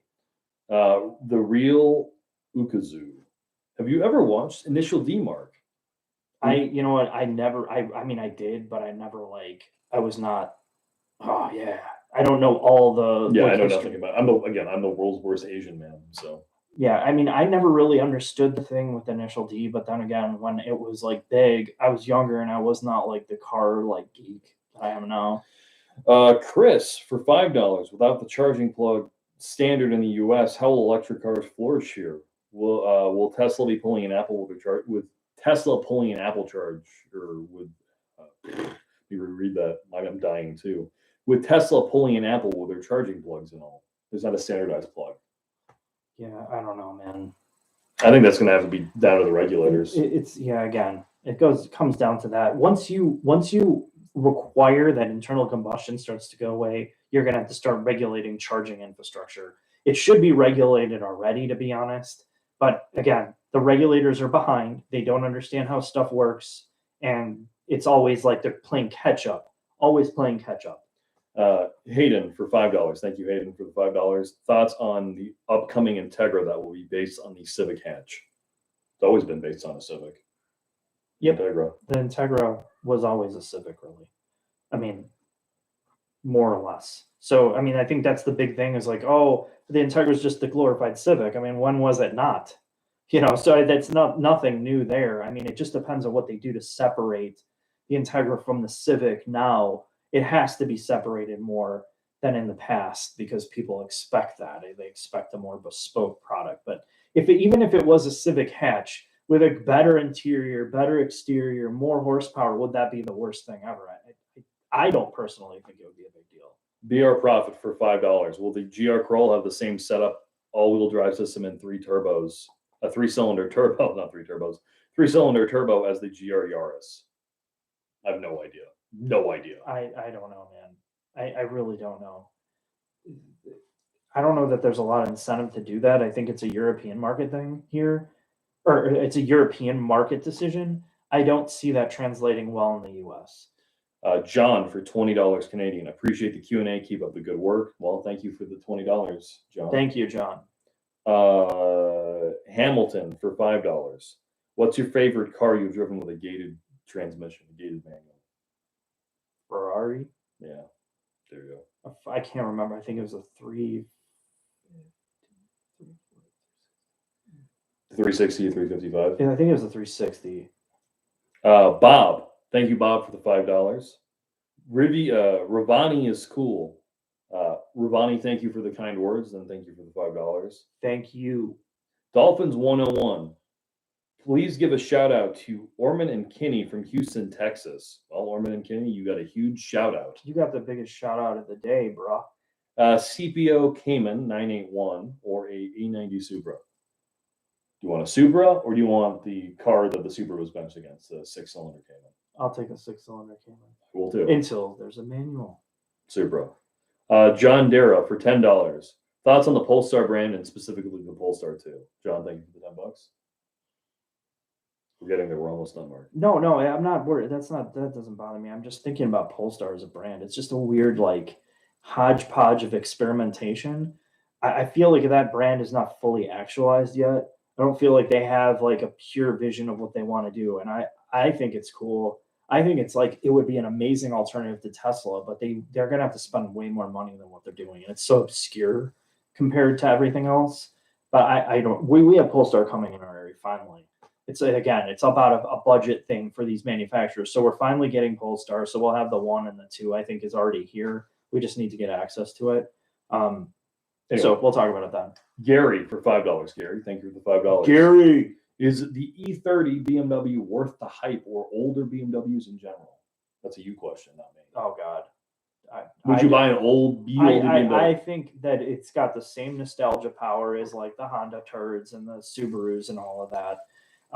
I think there are some things that are enormously amazing about those cars, and the fact that they were very light-ish feeling. They were a loud shit box, shit can thing, so you felt that you were very connected to those cars compared to what they are now. That's why people like them the same way we talk about all the Hondas.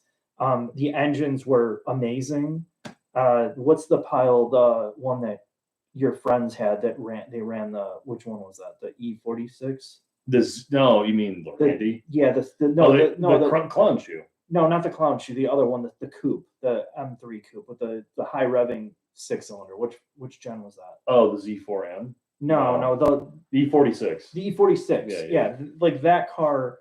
I'm sorry, dude. I can't remember all the numbers. My brain is not functioning. But that car, I understand because you have manual trans, great naturally aspirated engine, and you felt stuff. That's why people like it. And I think there's something to be said about owning one of those cars. You just have to be careful with what you're getting yourself into in terms of if you're going to buy one, you don't want to be buying like one with 150,000 miles and you don't have somebody that is really good and knowledgeable about getting parts, knowing how to fix stuff. I'll try to find a good example that's been all the maintenance has been done. You're good. This is a question we've been asked from Eric, one of our viewers, who directly texted me. Oh, wow. You giving out your number? Oh, yeah. I don't even have your number. He communicates with me via pigeon carrier, right? Oh, yeah, really? Yeah. He just sent you a little he did. note in a bottle to the lake. The Lotus Emira thoughts. I'm extraordinarily cautious about that car. And it's one of those where, let's say you had $100,000, and I'm just going to ask this to everybody.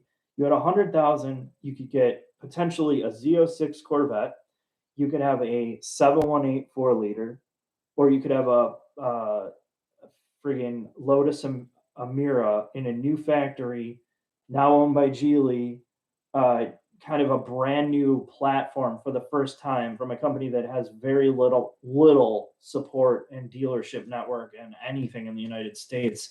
That's what scares me about that car being a first model year, like total revamp for them. The engine and trans obviously has been sorted out. They've had that shit for forever. So that's the least concern. But I'm more worried about that car in general, body construction issues, electrical issues, and all the other shit that's like known Lotus is known for. I mean, it's just proven with issues. So I don't know that I'd want to be the first person to jump on that bandwagon. So I will also say historically they did a bad job.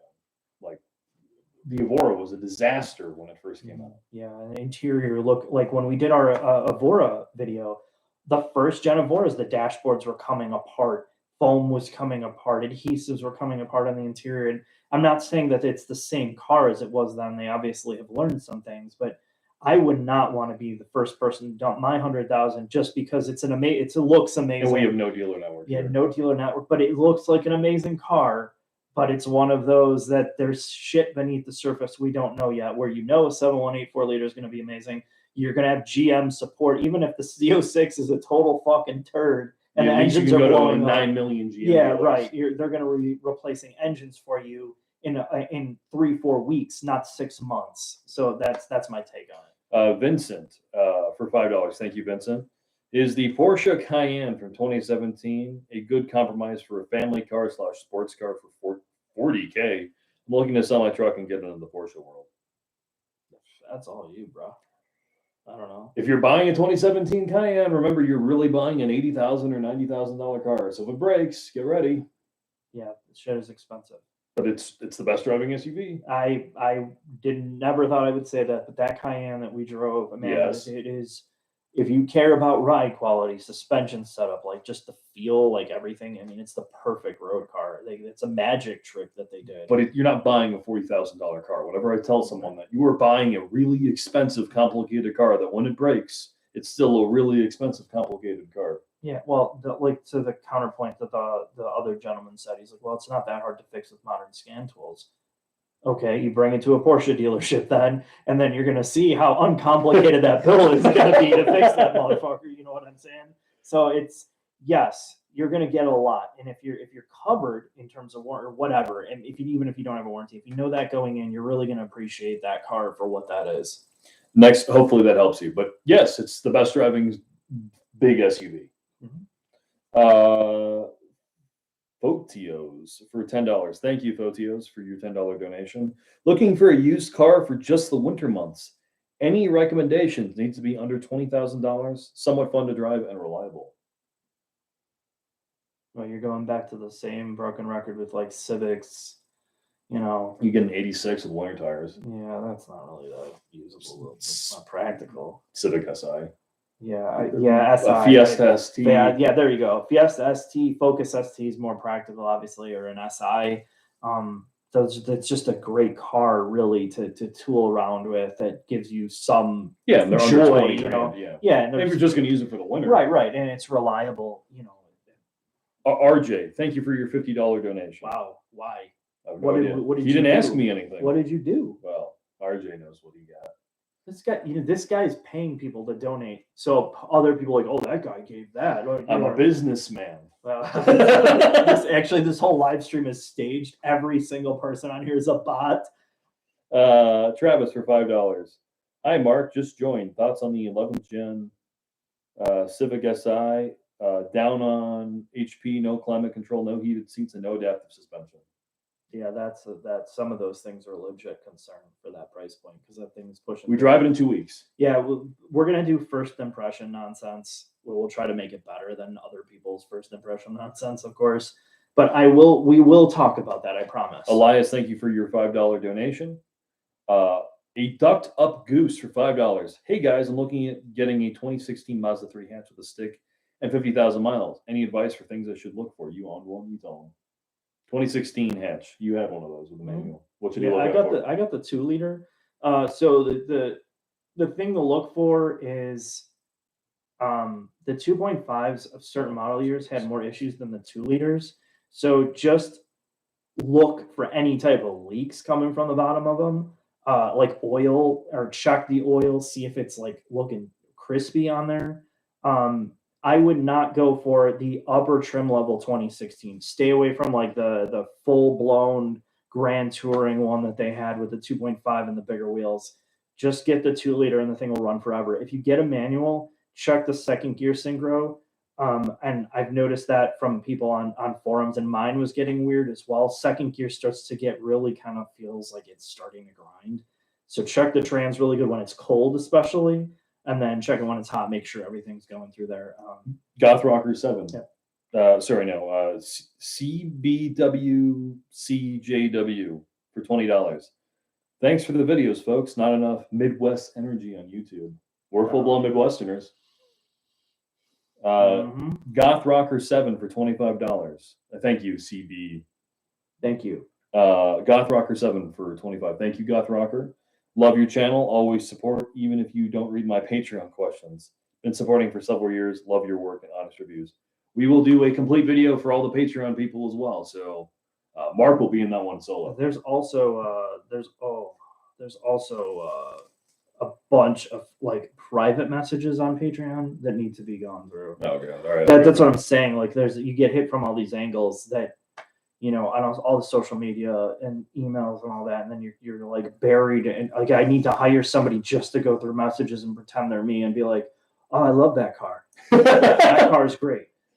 You should check out the Lexus LC500. It's really affordable. At $100,000. Yeah, just get a used one with us. And then tell Lexus that the reason you bought it was us. So yeah, tell them that it's 600,000 miles on it. I got it for 40,000.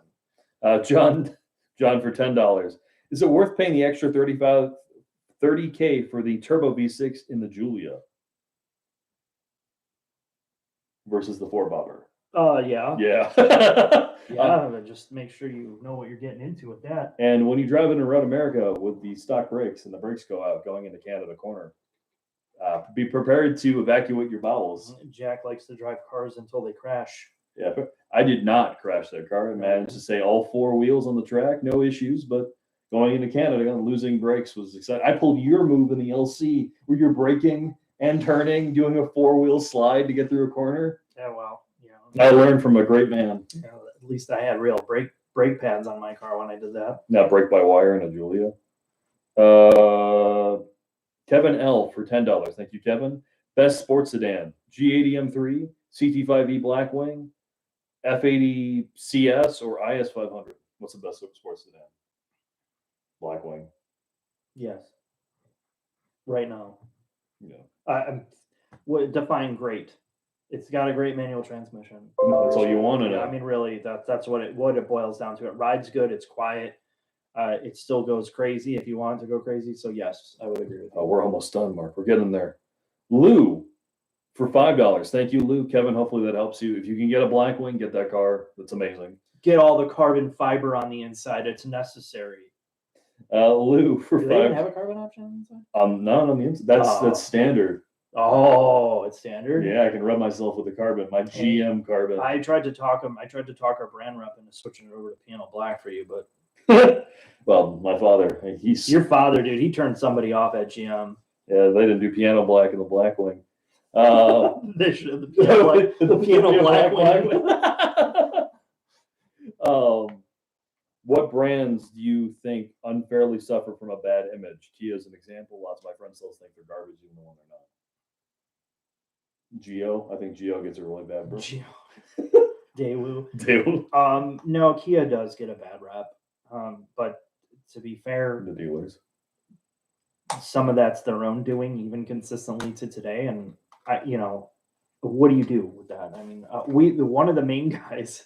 Jared. No, we can't say his name, but one of the main guys for the brand, he even buys into the whole concept of dealers pulling, shady. Oh yeah. And he said it to us publicly, and it's like, dude. I mean, if you he thought it was great, amazing. that the Kia Telluride, you can be charged 10 grand over stickers. Like, great. He said that it was a success for the brand that dealers were charging over sticker for a Telluride by like excessive amounts, and people were paying it, and they were pulling bait and switches on allocations to screw people over. He thought that meant that they arrived at a successful place. So what I would say to that is, now, while the Kia products, there's nothing wrong with the products, it's the brand perception of stuff like that that sours people. So it's two different issues. David, for $5 Canadian, is the Kia Rio hatchback too cheap to be worth it as a first car? Should I spend a bit more on a Corolla or save cash and stick to Kia? I like the Kia Rio hatchback. I think. Would you Kia Rio better than a Corolla? But how much is the price? I have no difference? idea. I mean, if you're talking like $5,000, just the Kia Rio. If you're okay There's with nothing wrong with that car. I mean, if you're looking for a starter car that you know you're going to have for a little bit, it's going to do everything you need to do. You're not getting that much more out of the Corolla. You can make the argument in certain cases, engine, trans, certain qualities better. But I mean, honestly, If you're trying to save money, save money. yeah, save the money. I mean, you're not losing a lot. TVR Bob 86 for $25. Thank you, TVR Bob. Thank you, TVR Bob. Do you have a TVR Cervera? I hope he has a TV. I can't even say it right now. Thanks for the videos and thanks for the Q&A. Well, Bob, thank you. Thank you. Spartan V48. How does the 86 compare to a normal car like my 2021 Mazda 3? It's 100% different. How so? How does it compare, Mark? Well, He's paid. We have to tell him. it's no. I mean, I get the question. So the Mazda 3 is like an economy kind of like hatchback usable appliance car with a really great interior, much better interior than the 86. It's something that you want to be in and drive every single day, and it does every normal thing perfectly, except when you want to drive it over 7/10, which means you're trying to drive it harder, you're trying to maximize the car, driving as fast as you can. The Mazda 3 starts to do this, where when you want to drive the 86 or VRZ fast, it starts to do this. It starts moving around with you, turning, cornering, braking. You feel what's going on. You work with the car. It's a much more connected experience in terms of getting the car to do what you want, where the Mazda 3 does not do that. The fact that one's front wheel drive, you're inherently having that issue with the understeer aspect. It's just a totally different experience that way. But TVR Bob's, his first car was a TVR. really, That's what he just said on the comments. oh, okay, cool. You're way more of a man than Mark and I. Yeah, I wish I could do that. Was it a pile or was it actually a really good condition car? No, Oh, it's just- Is he gonna type back? Mike, wait for $10. You're done. Yeah, keep going. All right. Anyway, that's all I can say about the Mazda 3. The Mazda 3 is like an everyday car. The 86 is more of like, it's not as much of an everyday car. It's more of a like You're compromising. Yeah, you're compromising to get that. What I'm saying, that's 7 to 8 to 9/10. You're getting all the fun there, but then you're losing everything that the Mazda 3 does well on a daily commute. Mike, wait for $10. I still prefer driving my vintage Volvo from 1970. It's an 1800. Gets great gas mileage, great fuel economy, and the Volvo 145 is a great all-around utility vehicle. What do you guys think? Do you know anything about vintage Volvos? Because I do not. The only vintage Volvo I know that I have any experience with is my friend. When I was 19 years old, he had one that was constantly being towed everywhere.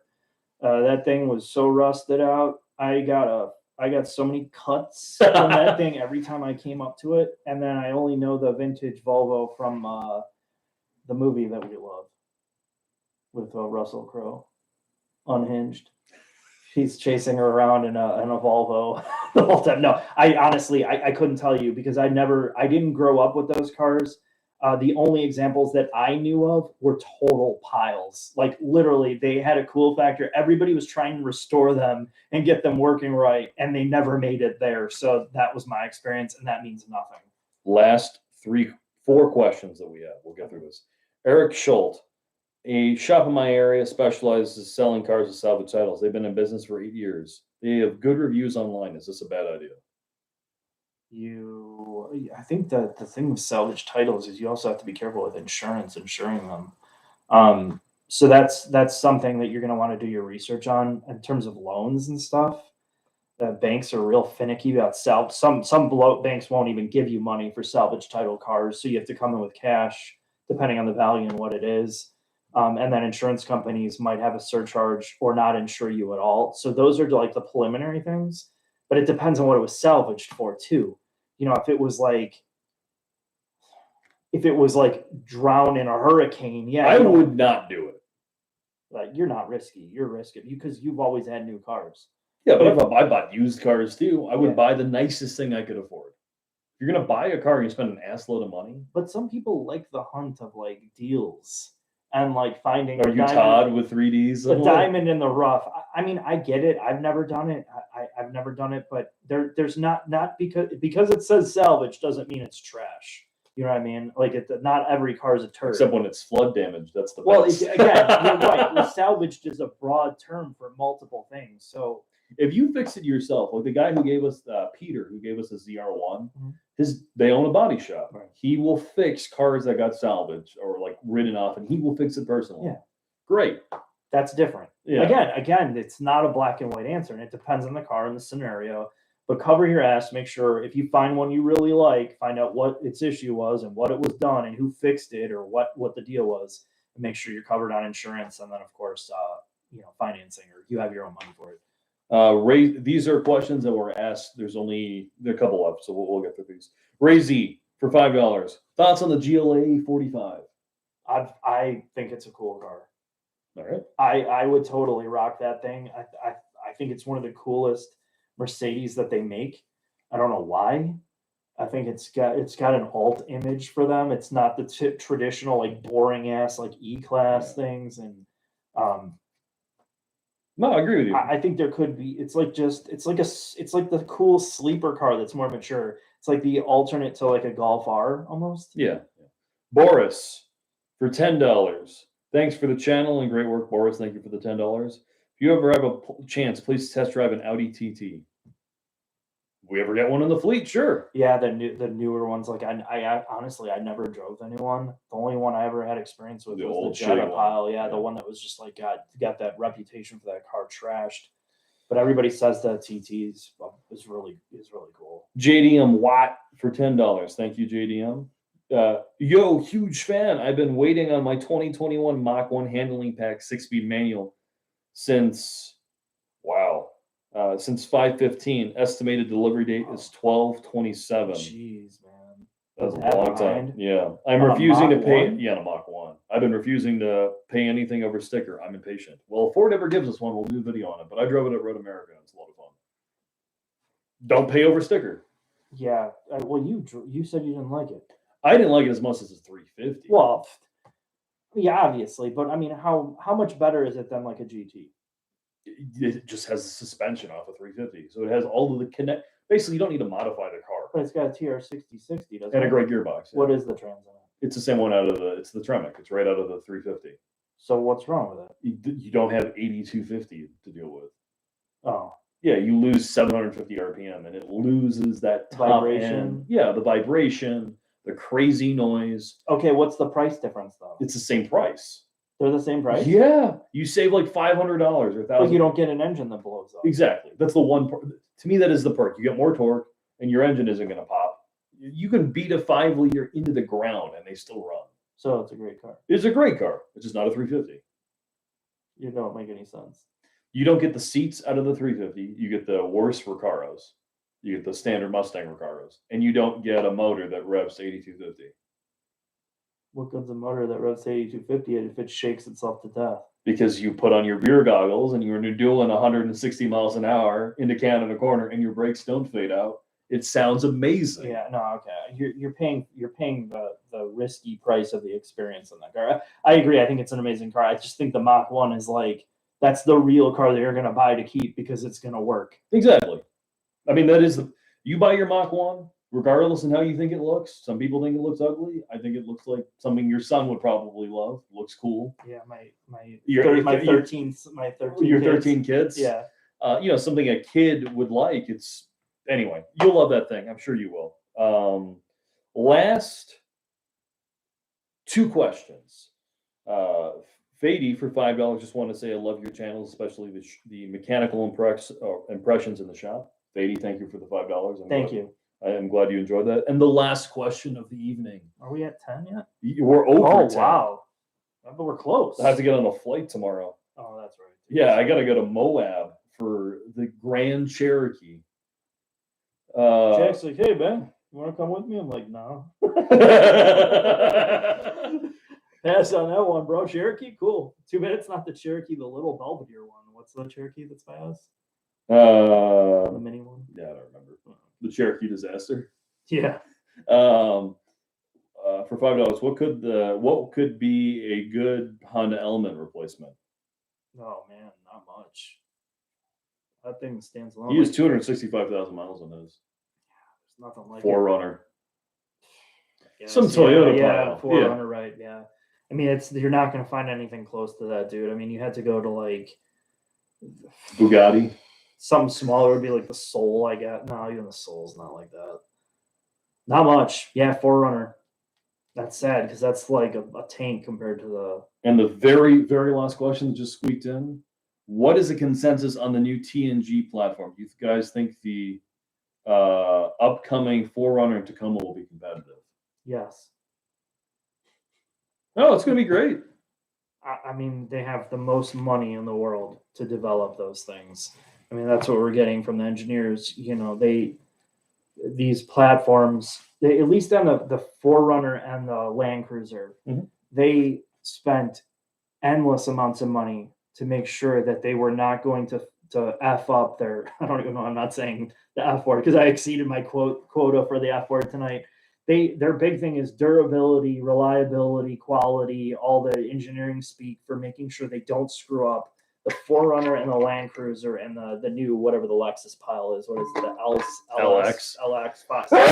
Oh, Jesus. The 600, whatever. That is their bread and butter for the next 50 years. They want to make sure that this is the last one they develop for it and they can scale it out and make it better. So Yep. I have a lot of faith that they will not mess that up. The only question I would have is engine. The trans is good. So for the 800 of you left who sat through the shit show that was 3 hours of bad audio and watching our energy levels do this, I'll answer a few more questions. You can take off if you want. I'm just gonna go through. I'll sit it out with you. Oh, and please thank our moderator, Chinface. Yeah, thanks, Chin, dude. Oh, Todd's on here. But Todd Seatbelt, yeah, Todd with 3D said that's a super nice speaker blaster sneeze, Jack. So if you guys want to ask Todd any questions, he's on there. You know, the guy is modern day Picasso. So I'm going to go through the last batch that I can read here, just randomly picking, and then we'll move on from life. Do you think you'll do any more classic reviews like the Type R Integra or something like that? Yes. Yes. Oh, someone paid us for something. Type R Integra is coming out Wednesday, so you can watch that. I have a 2021 Honda Accord with 1.5 liter turbo, oil dilution. Do I have oil dilution in store for me? It's a 2021. I don't know when they reflashed it and made production changes. But 21's the newest year. Then he's probably fine. Yeah, probably. Yeah. I mean, don't quote me on that, honestly. Then they will never answer my question. I've asked it 10 different ways, and they always skate the question. Like, we can't tell you what we did, but we did something. Okay. So they addressed it. Who knows how?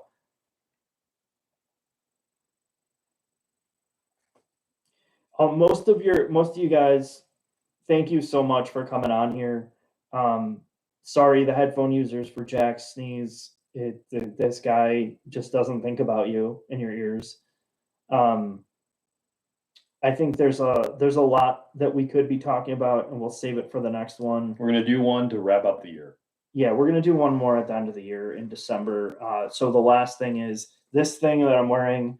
This is my final version, and I've gone through multiple revisions of this shirt because I wanted to make sure it was right. I've washed this shirt now 15 times just on purpose, throwing it in to make sure that it's like holding up and everything. American made. The cotton's made from an American farm in North Carolina. It's printed in America from American inks and dyes. And Jack all looks that. like the grandpa from Up.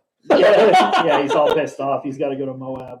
So I just put the money in to purchase the shirts because you have to pay up front, obviously. I won't have them shipped to me until December first week or second week of Is it December. 100% cotton? No, it's 100% silk. It's 100% cotton. It's all cotton. Oh, you said it was silk. Did I say it was silk? No. Okay, yeah, it's my silk blouse, and it's all gonna be pink. So these things, I'll have it on Chicago Auto Pros website, and I'll do a video if anybody wants them for like Christmas time or whatever. I'll have them. It's not a huge stock, so once I post it in December, if you want one, you're gonna have to buy it right away because there's not a lot available, and I don't know if I'm gonna continue to do this because it's so much pain. It's such a pain in the ass. I've been working on this for months to try to get something that I actually thought was decent quality. So anyway, there's one more question. Oh no, we already answered it. I'm sorry. Thanks for coming on here.